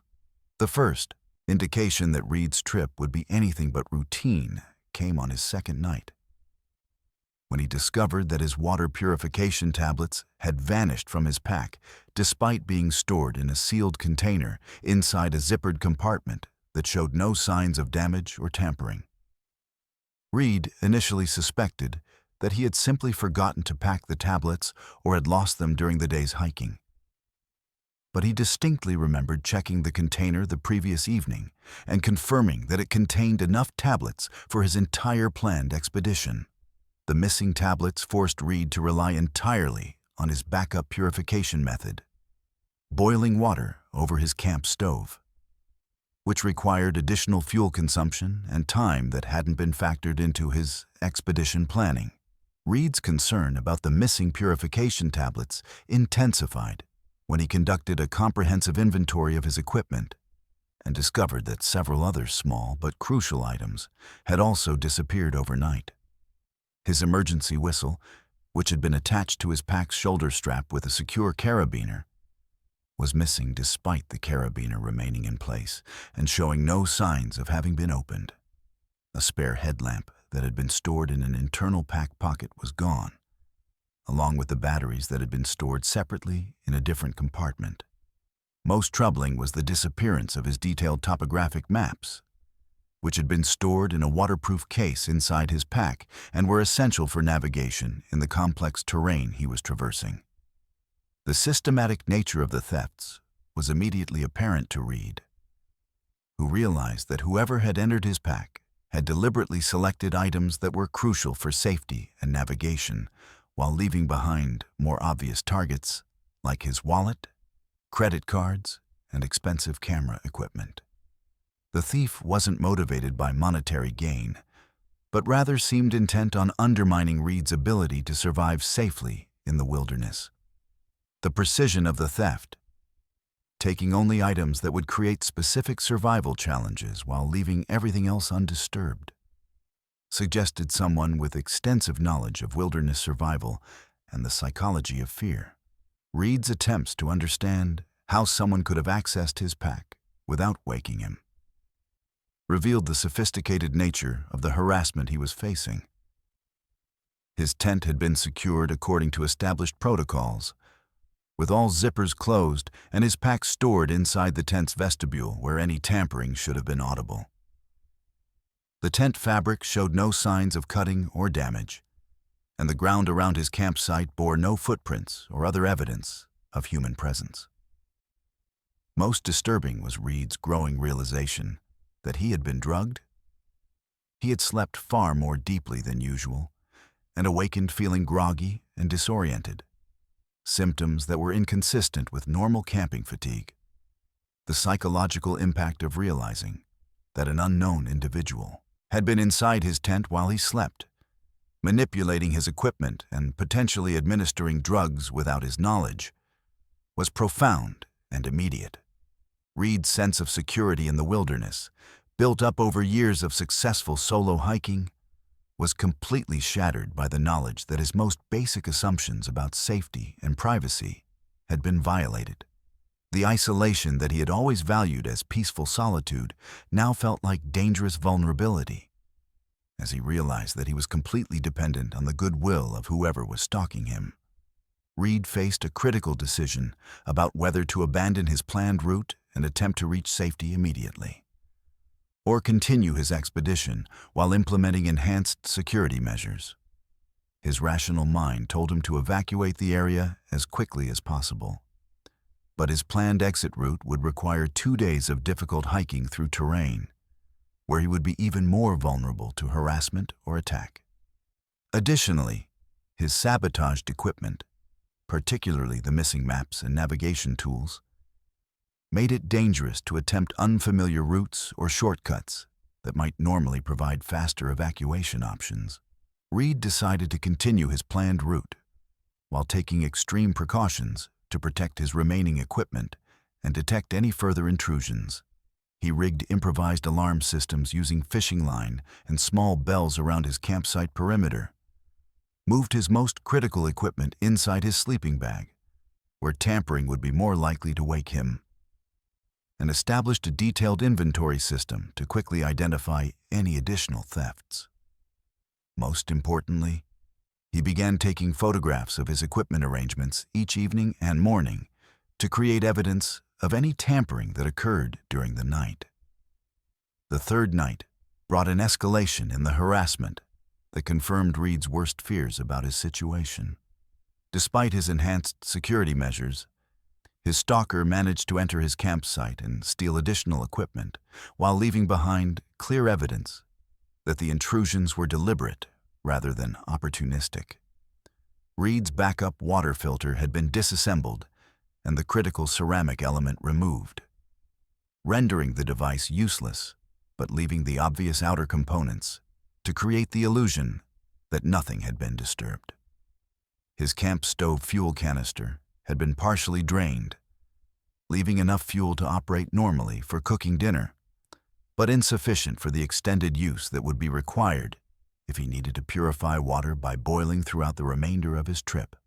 Most chilling was the discovery that his stalker had rearranged items inside his pack in ways that were clearly intended to send psychological messages rather than simply steal equipment. Reed's first aid supplies had been sorted and arranged in neat rows inside his pack, as if someone had been taking inventory of his medical capabilities. His food supplies had been examined and repackaged, with several items showing small bite marks that suggested his stalker had been sampling his provisions. The violation of his personal space and the intimate knowledge of his equipment that these actions demonstrated created a level of psychological pressure that was almost unbearable. The pattern of escalating harassment continued throughout Reed's fourth and fifth days in the wilderness, with each night bringing new thefts and psychological warfare designed to increase his desperation and reduce his ability to survive independently. His compass was stolen and replaced with a similar-looking but non-functional replica that would have led him dangerously off course if he hadn't detected the substitution during his morning equipment check. His sleeping bag was contaminated with an unknown substance that caused severe skin irritation, forcing him to sleep directly on the ground in increasingly cold nighttime temperatures. His remaining food supplies were systematically poisoned with substances that caused stomach cramps and nausea, leaving him weakened and unable to maintain the physical stamina required for challenging mountain hiking. The most terrifying aspect of Reed's ordeal was the growing realization that his stalker possessed intimate knowledge of his planned route and was using that information to establish ambush points and supply caches throughout the wilderness area. Several times during his daily hiking, Reed discovered evidence that someone had been waiting for him at specific locations: trampled vegetation, where someone had been lying in concealment; discarded food wrappers from the same brands that had been stolen from his pack; and even his own stolen equipment arranged in deliberate patterns that served as psychological markers to let him know he was being watched and tracked. The harassment took on an increasingly sadistic quality as Reed's physical and mental condition deteriorated from the combined effects of equipment sabotage, food poisoning, and psychological pressure. His stolen headlamp was returned to his pack, but modified with a switch that would cause it to fail after a few minutes of operation, creating dangerous situations when he needed reliable lighting for navigation or emergency situations. His water bottles were repeatedly contaminated with substances that caused diarrhea and dehydration, forcing him to expend increasing amounts of time and fuel purifying water while becoming progressively weaker from fluid loss and nutritional deficiency. By his sixth day in the wilderness, Reed was experiencing the kind of desperation that drives people to make fatal mistakes in wilderness environments. His compromised equipment had forced him to travel much slower than planned, extending his time in the area where he was vulnerable to continued harassment. His depleted food supplies and persistent stomach problems had left him weak and unable to think clearly about navigation and safety decisions. Most dangerously, his deteriorating psychological state was causing him to second-guess his own perceptions and memories, making it difficult to distinguish between real threats and paranoid imaginings brought on by stress and exhaustion. The crisis point came on Reed's sixth night, when his stalker escalated from theft and sabotage to direct physical threat. Reed awakened to find that his tent had been surrounded by a circle of his own stolen equipment, arranged in a ritualistic pattern that clearly indicated his tormentor's ability to approach his campsite without detection. More frightening was the discovery of a note written on paper torn from his own journal, containing detailed personal information about his family, his home address, and his work schedule that could only have been obtained through extended surveillance of his life outside the wilderness. The note made it clear that the harassment would continue even after Reed returned to civilization unless he followed specific instructions that would place him in even greater danger. The realization that his stalker had been researching his personal life and planning an extended campaign of persecution that would continue beyond his current wilderness expedition finally pushed Reed to abandon his planned route and attempt an emergency evacuation despite the risks involved. Using his satellite communication device, he transmitted a distress signal and attempted to guide rescue teams to his location, but discovered that his GPS coordinates had been deliberately altered by someone with access to the device while he slept. The false coordinates led rescue teams to search areas miles from his actual location, delaying assistance and forcing Reed to attempt self-rescue through unfamiliar terrain while his condition continued to deteriorate. Reed's escape from his 7-day nightmare required him to abandon most of his remaining equipment and attempt a dangerous night hike through terrain he hadn't scouted. Guided only by his compromised navigation tools and growing desperation to reach safety before his stalker could complete whatever final act of violence had been planned. The hike became a desperate flight through darkness, with Reed using his last remaining functional flashlight to navigate treacherous mountain paths, while expecting at any moment to encounter his tormentor waiting in ambush ahead. The most disturbing aspect of Reed's eventual escape was the realization that he had been allowed to leave. Several times during his desperate night hike, he spotted lights in the forest that appeared to be pacing his movement. And he discovered evidence the next morning that someone had been clearing obstacles from his path and marking the correct route with subtle indicators that had helped him avoid dangerous wrong turns.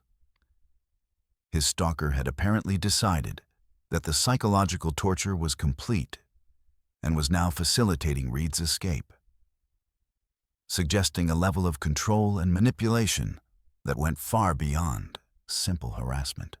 Reed finally reached a Forest Service road on his 7th day and was eventually picked up by search and rescue teams who had been looking for him based on his overdue status and distress signals. His physical condition required immediate medical attention for dehydration, malnutrition, and exposure-related injuries. But his psychological trauma was far more severe and long-lasting. The systematic nature of his harassment and the intimate personal information his stalker had possessed created a persistent paranoia that affected every aspect of his life for months afterward. The official investigation into Reed's harassment revealed the sophisticated nature of the operation that had been conducted against him. Analysis of his equipment showed evidence of tampering that required specialized tools and knowledge, suggesting that his stalker had extensive experience with outdoor gear and survival techniques. The substances used to contaminate his food and water were identified as compounds that would cause specific symptoms without creating permanent injury, indicating someone with chemistry or pharmacology background who had carefully calculated dosages to maximize psychological impact while avoiding fatal poisoning. Most troubling was the discovery that Reed's harassment appeared to be part of a larger pattern of similar incidents affecting solo hikers throughout the southeastern mountain regions. Law enforcement agencies had received reports of equipment theft, food contamination, and psychological harassment from multiple victims over a period of several years. But the incidents had been classified as isolated pranks or vandalism, rather than elements of a coordinated campaign. The sophisticated nature of the operations and the consistent methodology suggested the work of an individual or group with extensive resources and wilderness expertise who had been conducting systematic psychological experiments on vulnerable hikers. The investigation also revealed that Reed's stalker had been monitoring his social media accounts, hiking forum posts, and online activity for months before his September expedition, gathering information about his planned routes, equipment preferences, and personal background that had been used to customize the harassment campaign for maximum psychological impact. The level of preparation and surveillance involved indicated that Reed had been specifically targeted rather than randomly selected, though the criteria used for victim selection remained unclear. Reed's experience highlighted the vulnerability of solo hikers in remote wilderness areas, where the isolation that provides peace and solitude also creates perfect conditions for predatory behavior. The complex terrain and limited law enforcement presence in remote mountain regions provide opportunities for sophisticated criminals to operate with near impunity, while the self-reliant nature of wilderness recreation means that victims often don't seek help until their situations have become desperate. The psychological warfare techniques used against Reed demonstrated an understanding of survival psychology and fear management that suggested military or law enforcement training. The systematic removal of safety equipment, contamination of food and water supplies, and escalating psychological pressure followed patterns designed to break down mental resistance and create maximum terror while maintaining plausible deniability. The precision of the attacks and the sophistication of the surveillance operation indicated a level of criminal organization that exceeded typical opportunistic wilderness crime. Reed never returned to solo wilderness hiking, having lost the sense of peace and safety that had originally drawn him to remote mountain areas. His experience served as a cautionary tale for other solo hikers about the potential dangers of isolation and the importance of maintaining communication with outside support networks. The knowledge that someone could systematically destroy a person's ability to survive in the wilderness while conducting detailed psychological torture created a new category of outdoor risk that few hikers had previously considered. The case remains officially unsolved, though law enforcement agencies have implemented enhanced monitoring of remote wilderness areas and improved communication protocols for solo hikers based on lessons learned from Reed's experience. The individual or group responsible for his harassment was never identified, despite extensive investigation that included surveillance of popular hiking areas and analysis of equipment purchases that might indicate someone preparing for similar operations. What makes Reed's case particularly disturbing is not just the systematic nature of the harassment, but the intimate knowledge of wilderness survival and human psychology that his stalker demonstrated throughout the 7-day ordeal. The ability to systematically strip away a person's survival capabilities while maximizing psychological trauma requires a combination of technical knowledge, wilderness expertise, and understanding of fear psychology that suggests someone with specialized training or extensive experience in breaking down human resistance. In the remote mountains of Tennessee, where ancient trails wind through forests that have witnessed countless human dramas over the centuries, Marcus Reed discovered that the greatest danger in the wilderness isn't always the natural environment. Sometimes it's someone who understands exactly how to use that environment as a weapon against anyone unfortunate enough to become their target. His story serves as a chilling reminder that in isolated areas far from help, there are individuals who view other human beings as subjects for experimentation in the limits of psychological torture and survival manipulation.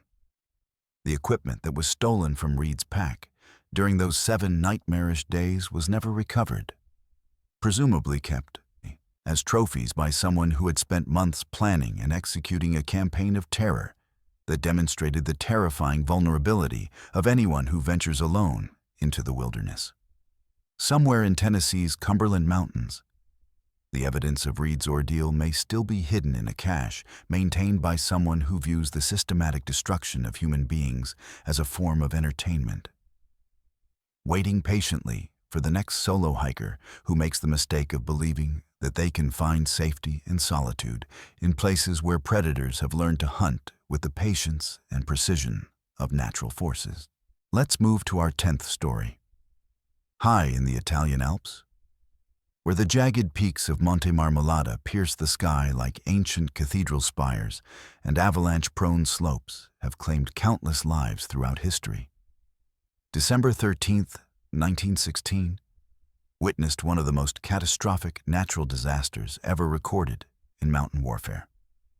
This is the documented account of White Friday, when a series of massive avalanches triggered by artillery bombardment buried entire military units alive, transforming a World War I battlefield into a frozen cemetery, where between 2,000 and 10,000 soldiers were entombed in ice and snow so deep that many bodies remained undiscovered for decades, creating a haunting reminder of how quickly nature can turn human conflict into mass extinction. The disaster occurred during one of the most brutal and senseless campaigns of World War I, when Italian and Austro-Hungarian forces were locked in a deadly stalemate along the mountainous front that stretched across some of the most treacherous terrain in Europe. The war in the Alps represented a unique form of madness, where military commanders on both sides had decided to fight a conventional land war at altitudes and in conditions that made basic survival a constant struggle even without enemy action. Soldiers were expected to maintain trenches and fortifications carved into frozen mountainsides, where temperatures regularly dropped to -30 degrees Fahrenheit and blizzards could last for weeks without interruption. Monte Marmolada, rising to over 10,000 feet above sea level, had become a strategic objective for both armies, despite its obvious unsuitability for military operations. The mountain slopes were notorious for avalanche activity even during peacetime, with local populations having learned over centuries to avoid certain areas during winter months when unstable snow conditions made travel suicidal. However, military planners on both sides ignored these traditional warnings in their obsession with gaining tactical advantages over terrain that offered no meaningful strategic value beyond denying it to the enemy. The Italian forces had established a series of fortified positions on the mountain's southern slopes, including elaborate tunnel systems carved into the rock and ice that were intended to provide shelter from both enemy fire and the brutal alpine weather. These positions housed approximately 3,000 soldiers from various Italian mountain infantry units, along with artillery pieces, ammunition storage facilities, and the complex logistics infrastructure required to maintain a military presence in such extreme conditions. The Italian tunnels represented months of dangerous construction work, with soldiers using explosives and hand tools to carve living and working spaces out of the frozen mountainside. Opposing them, Austro-Hungarian forces had established similar fortifications on the northern approaches to Monte Marmolada, creating a bizarre situation where two armies were essentially fighting each other while simultaneously battling the mountain environment that was far more dangerous than either human enemy. The Austro-Hungarian positions housed approximately 2,000 soldiers, including specialized mountain troops who had been recruited from alpine regions and possessed some understanding of avalanche risks and winter survival techniques that were completely foreign to soldiers from lower elevations. The meteorological conditions leading up to December 13, 1916, created a perfect storm of factors that would make the mountain slopes catastrophically unstable. Heavy snowfall throughout November and early December had deposited enormous quantities of snow on slopes that were already overloaded from previous storms. Temperature fluctuations had created layers of ice and unstable snow conditions that formed natural avalanche triggers throughout the region. Most critically, military weather observers had noted increasing wind patterns that were redistributing snow loads in ways that made even experienced alpine soldiers nervous about the stability of their positions. Despite clear warnings from soldiers familiar with mountain conditions, military commanders on both sides continued to plan offensive operations that would require extensive use of artillery bombardment on slopes that local guides had declared suicidally dangerous. The Italian artillery plan called for a massive preliminary bombardment using heavy guns positioned at lower elevations to destroy Austro-Hungarian fortifications before a planned infantry assault. The Austro-Hungarian response plan involved counter-battery fire designed to silence Italian guns and disrupt their offensive preparations. The tragic irony of the White Friday disaster was that both armies were simultaneously implementing artillery plans that would trigger the very avalanches that their own soldiers feared. Military communications from both sides during the days leading up to December 13th included multiple warnings from junior officers and enlisted men who understood that prolonged artillery bombardment on overloaded snow slopes would inevitably trigger massive avalanches. However, these warnings were dismissed by senior commanders who prioritized tactical objectives over environmental concerns they didn't understand. The artillery bombardment began at dawn on December 13, 1916. With Italian batteries opening fire on Austro-Hungarian positions using heavy guns that had been laboriously transported to high-altitude firing positions over a period of weeks. The sound of the guns echoing through the mountain valleys was immediately followed by ominous rumbling sounds that experienced alpine soldiers recognized as the precursors to major avalanche activity. Within minutes of the first artillery rounds impacting on Monte Marmolada's slopes, massive snowslides began to break loose from multiple locations simultaneously. The first avalanche to claim significant casualties was triggered by Italian artillery fire that struck a snow cornice above Austro-Hungarian positions at approximately 0630 hours. The initial slide was relatively small, involving perhaps 50,000 cubic meters of snow and debris. But it struck the mouth of a tunnel complex where nearly 200 Austro-Hungarian soldiers were sheltering from the bombardment. The tunnel entrance was completely sealed by the avalanche debris, trapping the soldiers inside with no possibility of rescue, as additional slides continued to bury the area under increasing depths of snow and ice. The Austro-Hungarian counter-battery fire, which began approximately 30 minutes after the Italian bombardment commenced, immediately triggered even more catastrophic avalanches on slopes, where Italian forces had established their primary defensive positions. One artillery round that struck near the peak of Monte Marmolada triggered a massive slide that swept down the mountain's southern face like a frozen tsunami, carrying away entire sections of Italian fortifications, along with the soldiers manning them. Eyewitness accounts described a wall of snow and debris over 100 feet high moving down the mountainside at speeds that made escape impossible for anyone caught in its path. The scope of the disaster became apparent as avalanches continued to trigger throughout the morning, with each new artillery impact setting off additional slides that swept away positions on both sides of the conflict.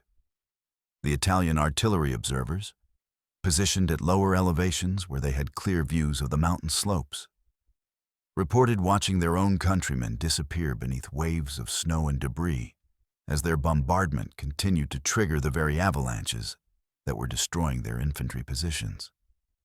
However, military communication systems had been so disrupted by the avalanche activity that commanders could not effectively coordinate the cessation of artillery fire even after the catastrophic results became obvious.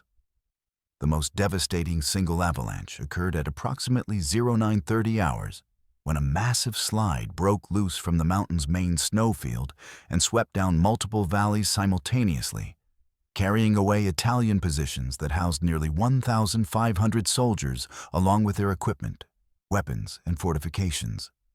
Survivors who witnessed this avalanche from safe positions described it as resembling a mountain-sized ocean wave made of snow and ice, moving so fast that it created its own weather patterns and generated winds strong enough to knock down trees and structures far beyond the actual path of the debris flow.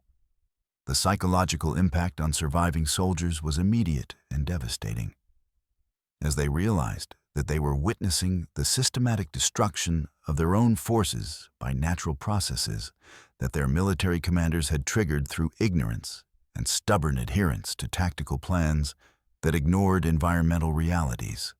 Italian soldiers who survived the morning's avalanches reported watching entire companies of their comrades disappear beneath the snow, with some avalanches so large that they completely altered the topography of familiar valleys and ridgelines. The Austro-Hungarian forces suffered proportionally similar losses, with entire tunnel complexes being sealed or destroyed by avalanches triggered by their own artillery fire as well as Italian bombardment. The irony of the situation was that both armies were effectively destroying themselves through their determination to continue military operations in conditions where the environment was far more dangerous than any human enemy. The avalanches showed no discrimination between Italian and Austro-Hungarian positions, sweeping away fortifications and soldiers with equal efficiency regardless of their national allegiances. Rescue operations began immediately after the artillery fire ceased around noon on December 13th. But the scale of the disaster and the continued instability of the snow conditions made effective rescue efforts virtually impossible. Surviving soldiers from both armies found themselves digging frantically through avalanche debris using hand tools and improvised equipment, searching for buried comrades while facing the constant threat of additional slides triggered by their rescue activities. The depth of the avalanche debris in many areas exceeded 50 feet. meaning that soldiers buried in the initial slides were beyond any realistic hope of rescue, even if their exact locations could be determined. The grim mathematics of avalanche survival meant that most soldiers buried by the slides would die from suffocation within minutes, long before rescue teams could locate and excavate them from the massive debris fields. However, rescue efforts continued for days as surviving soldiers refused to abandon their buried comrades, despite the obvious futility of their efforts and the constant danger posed by unstable snow conditions that threatened to trigger additional avalanches. The dedication of soldiers who risked their own lives attempting to rescue buried comrades created some of the few heroic moments in a disaster that was otherwise characterized by command incompetence and preventable tragedy. The recovery of bodies from the White Friday avalanches continued sporadically for decades after the disaster, with human remains being discovered by mountaineers, hikers, and construction workers throughout the 20th century as changing climate conditions and glacial movement gradually exposed burial sites.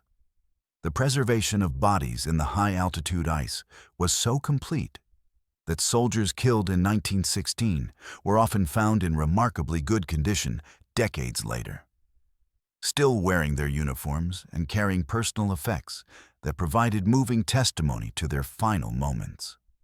Some of the most disturbing discoveries were made in areas where entire military units had been buried together, creating frozen tableaux that preserved the final actions and positions of soldiers who had died simultaneously when avalanches swept through their positions. Archaeological investigations of these sites revealed that many soldiers had died while attempting to help their comrades, creating touching evidence of human solidarity in the face of overwhelming natural forces that had been triggered by human stupidity and military incompetence. The official casualty figures for White Friday have never been definitively established, largely because military record-keeping systems were completely disrupted by the disaster, and many unit rosters were buried along with the soldiers they documented. Italian military historians estimate that between 1,500 and 3,000 Italian soldiers died in the avalanches, while Austro-Hungarian records suggest losses of between 500 and 2,000 soldiers from their forces. However, these figures are acknowledged to be incomplete, and the true death toll may have exceeded 10,000 soldiers from both armies combined.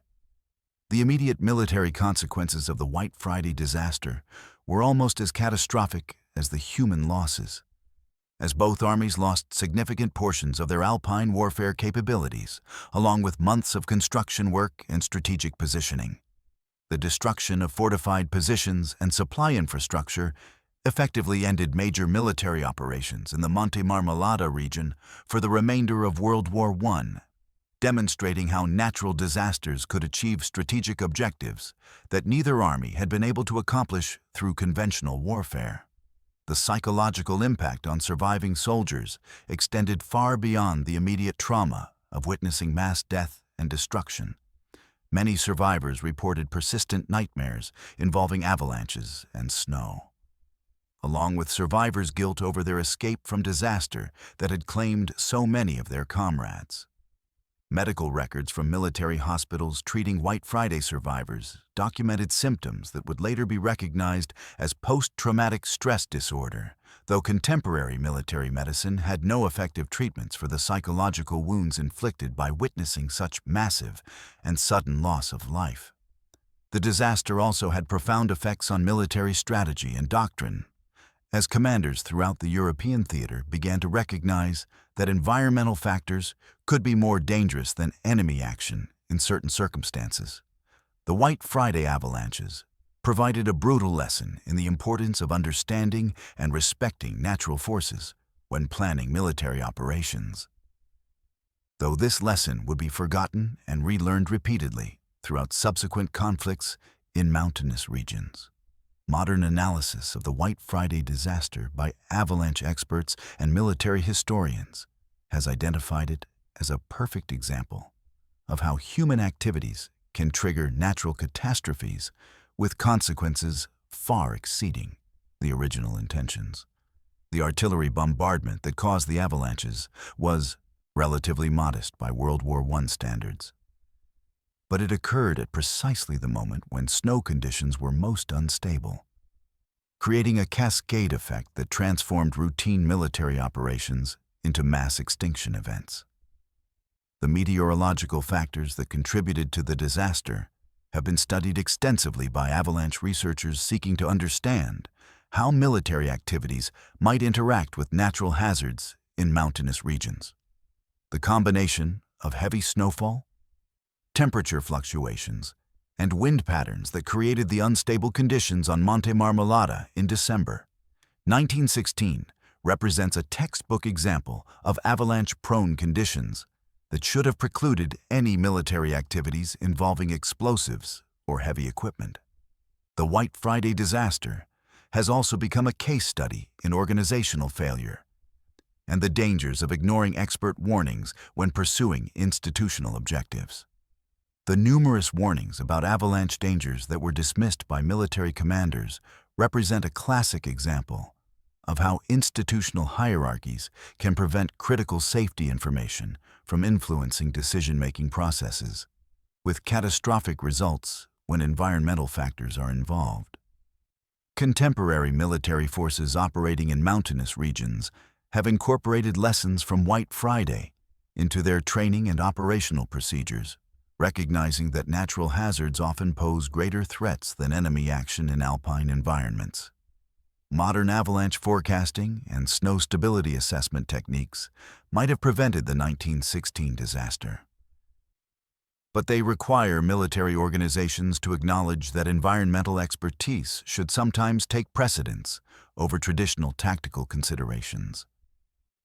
The human remains that continue to emerge from melting glaciers and changing snow conditions on Monte Marmolada serve as ongoing reminders of the White Friday disaster and its lessons about the intersection of human conflict and natural forces. Each newly discovered soldier represents both a personal tragedy and a historical artifact that helps modern researchers understand the scope and impact of one of World War I's most preventable catastrophes. The memorial sites established throughout the Monte Marmolada region honor the soldiers who died in the White Friday avalanches, while serving as warnings about the dangers of ignoring environmental factors when pursuing military objectives. These monuments represent some of the few positive outcomes from a disaster that demonstrated humanity's capacity for self-destruction through ignorance and institutional failure to respect natural forces. In the frozen heights of the Italian Alps, where the bones of soldiers from a century-old war still emerge from melting ice and shifting snow, the White Friday disaster stands as a testament to the terrible consequences that can result when human ambition collides with natural forces that operate by rules far more powerful than military doctrine or strategic planning. The avalanches that swept away thousands of soldiers in a matter of hours transformed Monte Marmolada from a battlefield into a cemetery, creating a lasting reminder that mountains keep their own counsel and exact their own justice from those who fail to understand the fundamental truth that in alpine environments, nature always has the final word in determining who lives and who dies. Let's move to our 11th story. In the pristine Swiss Alps, where gleaming white peaks have stood as monuments to natural beauty and geological permanence for millennia, the village of Blatten nestled peacefully in a valley beneath the Aletsch Glacier until March 15, 2025, when cutting-edge monitoring technology captured in real time the complete obliteration of an entire community by forces that climate scientists had been warning about for decades. This is the horrifying account of how 847 residents of a centuries-old alpine village watched helplessly through webcams and satellite feeds as a massive glacier collapse buried their ancestral home under millions of tons of ice and debris, creating the first fully documented climate change extinction event, where modern technology allowed the world to witness the precise moment when rising global temperatures transformed a peaceful mountain community into a frozen graveyard. Blatten had existed as a thriving mountain community for over 400 years. Originally established by Swiss farmers and herders who had chosen the location specifically because of its position in a protected valley that seemed immune to the avalanches and rock slides that periodically devastated other alpine settlements. The village's founders had consulted with local guides and examined geological evidence to ensure that their chosen location would provide safety for generations of families seeking to make their living from the challenging but rewarding mountain environment. For 4 centuries, their assessment had proven correct, with Blatten surviving countless natural disasters that had claimed other communities throughout the region. The village in 2025 was home to 847 residents, including 312 children, representing a mix of traditional Swiss mountain families whose roots in the area stretched back generations and newer residents who had been drawn to the community by its reputation for safety, natural beauty, and strong sense of social cohesion.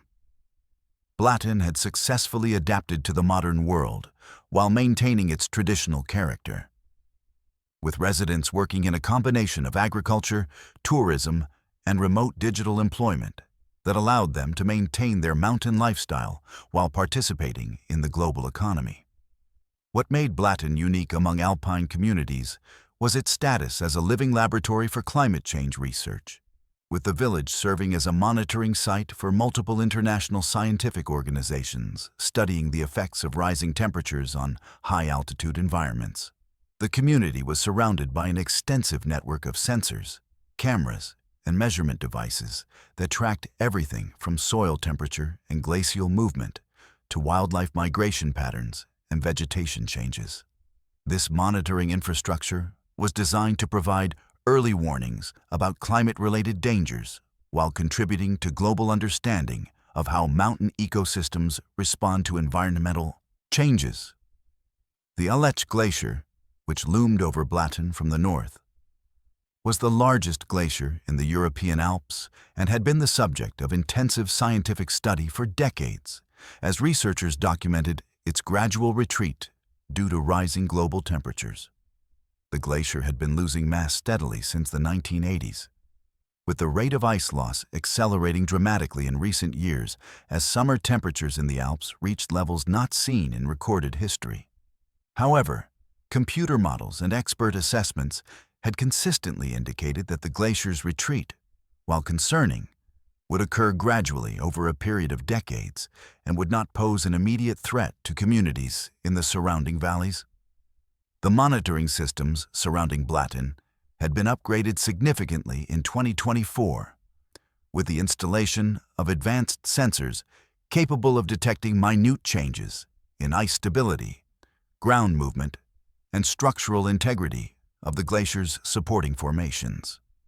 These systems were connected to satellite communication networks that provided real-time data to climate research centers throughout Europe and North America, creating an unprecedented level of monitoring for a high-altitude community.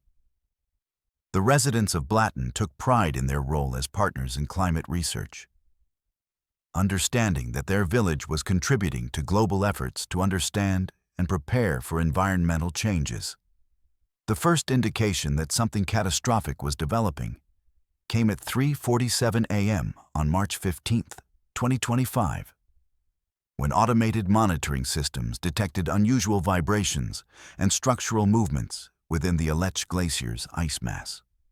The sensors recorded patterns of internal stress and fracturing that exceeded all previous measurements and suggested that massive changes were occurring within the glacier's internal structure. However, the initial data was so far outside the range of expected values that climate scientists initially suspected equipment malfunction rather than genuine geological activity. Dr. Elena Rodriguez, the lead researcher for the Blatten Monitoring Project, was awakened at her research station in Zurich by automated alerts indicating that multiple sensor systems were recording anomalous readings simultaneously. Rodriguez, who had been studying alpine glaciers for over 15 years, had never seen data patterns like those being transmitted from the Blatten sensors. The readings suggested that enormous sections of the glacier were shifting and fracturing in ways that violated all existing models of glacial behavior and ice stability. Rodriguez immediately initiated emergency protocols designed to verify the sensor data and assess potential threats to the Blatten community. However, the verification process that should have taken several hours to complete was interrupted at 4:23 a.m. when seismic monitoring stations throughout the region began detecting massive ground movements centered on the Aletsch Glacier. The seismic signatures were, unlike anything previously recorded in the area, suggesting that geological processes of unprecedented scale and speed were occurring high on the mountain above the sleeping village. The first visual confirmation of the developing disaster came from automated cameras positioned on the glacier itself, which began transmitting images of massive crevasses opening in the ice and enormous sections of the glacier breaking away from the main ice mass. The cameras, which had been installed to document gradual ice retreat over periods of months or years, instead captured the collapse of geological formations that had been stable for thousands of years. The images showed ice cliffs hundreds of feet high, fracturing and collapsing like buildings in an earthquake, creating avalanches of ice debris that were already beginning to flow toward the valley below. Rodriguez and her research team realized with growing horror that they were witnessing the beginning of a catastrophic glacier collapse that would threaten everything in the valley below, including the village of Blatten, where nearly 900 people were sleeping peacefully in their homes. The speed of the developing collapse exceeded all computer models and emergency response plans, which had been based on assumptions that major glacial changes would occur gradually enough to allow for evacuation and preparation. Instead, the monitoring systems were documenting a collapse that was occurring so rapidly that there would be no time for organized evacuation or emergency response. The attempts to warn Blatten's residents began immediately, with emergency sirens activated throughout the village at 4:31 a.m. and automated phone calls placed to every registered resident. However, the warning systems had been designed for typical alpine emergencies, like avalanches or rock slides that might threaten individual buildings or neighborhoods, not for the complete obliteration of the entire community by millions of tons of glacial debris. The emergency messages instructed residents to evacuate to higher ground immediately. But the scale and speed of the approaching disaster made effective evacuation impossible for most of the population. The most horrifying aspect of the Blatten disaster was that modern technology allowed researchers and emergency officials to watch helplessly as the catastrophe unfolded in real time through multiple camera angles and sensor feeds. Satellite imagery showed the massive ice avalanche as it gained speed and mass while flowing down the mountain toward the village, while ground-based cameras captured individual buildings and vehicles being swept away by the advancing wall of debris. The monitoring systems that had been installed to provide early warning instead became the means by which the world witnessed the complete destruction of a human community. The glacier collapse reached Blatten at 4:47 a.m., just 16 minutes after the first emergency warnings were issued. The leading edge of the ice avalanche was estimated to be moving at over 200 kilometers per hour when it struck the village, carrying with it not just ice and snow, but also rocks, trees, and debris that the collapse had picked up during its descent from the glacier. The impact was so violent that seismic stations throughout Switzerland registered the collision as an earthquake, while the sound of the village's destruction was audible from locations over 50 kilometers away. The cameras positioned throughout Blatten continued transmitting until they were destroyed by the advancing ice, providing a minute-by-minute documentation of how quickly and completely the avalanche consumed everything in its path. The footage showed houses being crushed like cardboard boxes, vehicles being swept away like toys, and entire neighborhoods disappearing beneath the advancing wall of debris in seconds. The school building, which had stood in the village center for over 150 years, was obliterated so quickly that the camera documenting its destruction captured only a few frames of the building's existence before it vanished beneath the ice. The most heartbreaking transmissions came from residents who had managed to reach higher ground and were using their mobile phones to broadcast live footage of their community's destruction to social media platforms and news organizations worldwide. These impromptu broadcasts captured the psychological trauma experienced by people watching their entire world disappear in real time, with survivors screaming names of family members and friends who had been unable to escape their homes before the avalanche arrived. The emotional impact of these transmissions was amplified by the knowledge that viewers around the world were watching the complete obliteration of a community that had existed peacefully for centuries. The scientific data collected during the collapse provided unprecedented insight into the mechanics of catastrophic glacial failure, but at the cost of human lives that made the research accomplishments seem insignificant compared to the tragedy they documented. The monitoring systems recorded ice flow rates, debris volumes, and impact forces that exceeded all previous measurements of natural disasters in alpine environments. The data showed that climate change had destabilized the glacier's supporting structures to the point where catastrophic failure became inevitable, though the triggering event occurred much faster than any computer model had predicted. The search and rescue operations that began after the collapse revealed the complete futility of attempting to locate survivors in the massive debris field that now covered the former location of Blatten. The ice avalanche had deposited debris to depths exceeding 200 feet across an area of over 10 square kilometers, creating a frozen wasteland where no recognizable trace of the village remained visible. Rescue teams equipped with specialized equipment and trained dogs attempted to locate signs of life beneath the debris, but the scale of the destruction and the depth of the ice made meaningful search efforts impossible. The few survivors of the Blatten disaster were individuals who had been outside the village when the collapse occurred, or who had reached high ground in time to escape the worst of the avalanche. These survivors, numbering fewer than 50 people, faced the psychological trauma of having lost not just their families and friends, but their entire community and way of life in a matter of minutes. The support services available for disaster survivors were completely inadequate for helping people cope with the complete obliteration of everything they had known and valued.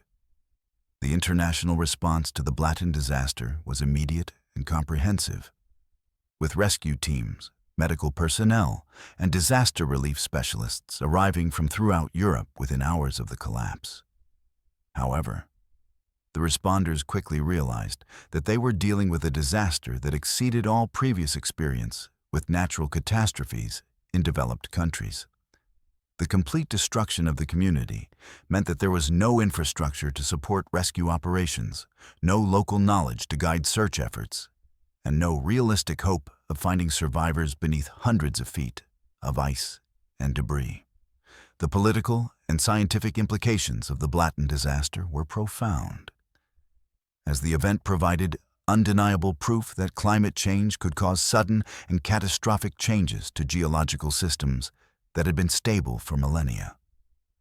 The real-time documentation of the collapse made it impossible for climate change skeptics to dismiss the event as natural variation or question the connection between rising global temperatures and the glacier's failure.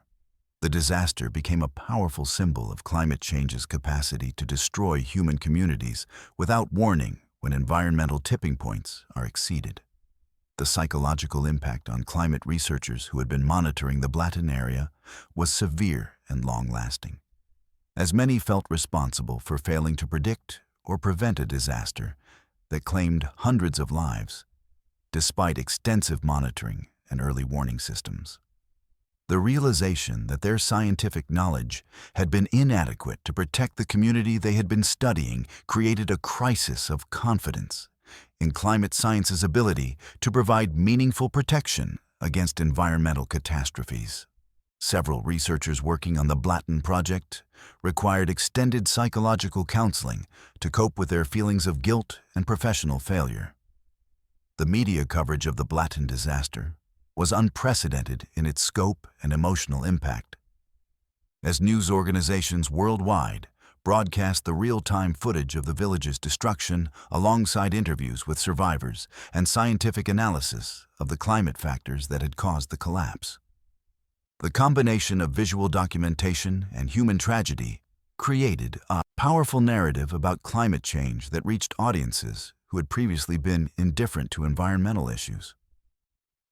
The disaster footage became some of the most viewed and shared content in social media history, ensuring that the story of Blatten reached every corner of the global community. The legal and insurance implications of the disaster were complex and far-reaching, as insurance companies faced claims for a complete community destruction that exceeded the coverage limits of most policies. The unprecedented nature of the event created legal challenges about liability and compensation that had no precedent in disaster law. Questions arose about whether government agencies and scientific organizations could be held responsible for failing to predict or prevent the disaster, despite having extensive monitoring systems in place. The environmental legacy of the Blatten disaster extends beyond the immediate human tragedy, to include the complete transformation of a mountain ecosystem that had remained stable for thousands of years.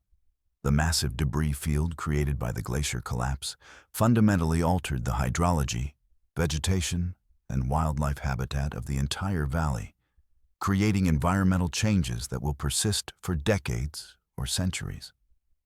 The disaster area has become a natural laboratory for studying how ecosystems recover from catastrophic geological events.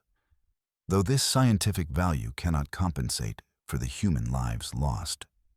The memorial efforts for the Blatten disaster have been complicated by the fact that the entire village remains buried beneath hundreds of feet of ice and debris, making traditional memorialization impossible. Plans for permanent memorials have focused on locations outside the disaster zone. But survivors and family members have struggled with the absence of physical graves or recoverable remains to provide closure for their grief. The invisible nature of the victims, trapped forever beneath the ice, has created unique challenges for the psychological healing process. The technological legacy of the disaster includes the most complete scientific documentation of a climate-related catastrophe ever recorded. With terabytes of sensor data, video footage, and real-time measurements that provide unprecedented insight into the mechanics of catastrophic environmental change. This data has become invaluable for improving computer models and early warning systems, though the knowledge was purchased at the cost of an entire community's destruction. Climate scientists working with the Blatten data have identified warning signs and environmental indicators that might help predict similar disasters in other locations, potentially saving lives in vulnerable communities throughout the world's mountain regions. However, the speed of the Blatten collapse has raised disturbing questions about whether any early warning system can provide adequate protection when climate tipping points are exceeded and geological systems fail catastrophically. The international policy responses to the Blatten disaster have included increased funding for climate monitoring and early warning systems, enhanced building codes for communities near glacial areas, and accelerated efforts to reduce greenhouse gas emissions that contribute to global warming. However, policymakers have struggled with the realization that some climate change impacts may occur too rapidly for human systems to adapt, regardless of preparation or technology. The Blatten disaster has become a powerful symbol in global climate change discussions, representing both the immediate dangers faced by communities in vulnerable locations and the broader existential threat that environmental change poses to human civilization. The real-time documentation of the village's destruction has made it impossible to treat climate change as an abstract future problem, demonstrating that environmental catastrophes can destroy centuries of human achievement in a matter of minutes. The survivors of Blatten have become unwilling ambassadors for climate change awareness, sharing their stories with international audiences while struggling to rebuild their lives after losing everything they had known. Their accounts of watching their community disappear have provided powerful testimony about the human cost of environmental change, creating emotional connections between abstract climate science and personal tragedy that have motivated policy changes and individual actions worldwide.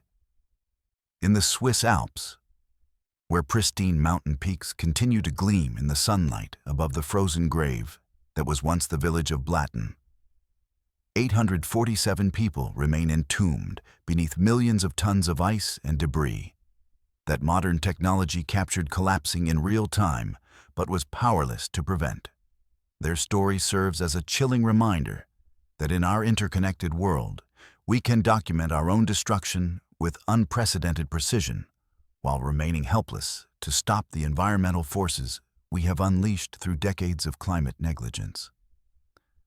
The monitoring cameras that once promised early warning and protection instead became witnesses to the complete obliteration of a community that had survived for 4 centuries, only to be erased in 16 minutes by the consequences of a warming world that turned ancient ice into an instrument of mass extinction.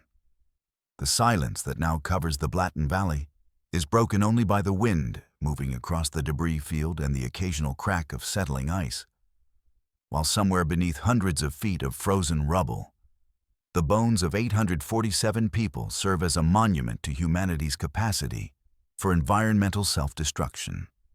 Their technological death, broadcast live to the world through cameras and sensors that captured every moment of their community's annihilation, represents the first fully documented climate extinction event, a preview of the catastrophes that await other communities as rising temperatures continue to destabilize geological systems that have provided safety and security for millennia.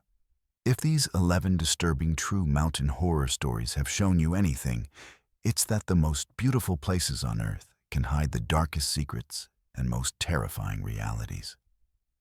From unexplained disappearances to systematic psychological warfare, from high-altitude hallucinations to catastrophic natural disasters, the mountains keep their secrets until the day they decide to reveal them in the most horrifying ways possible.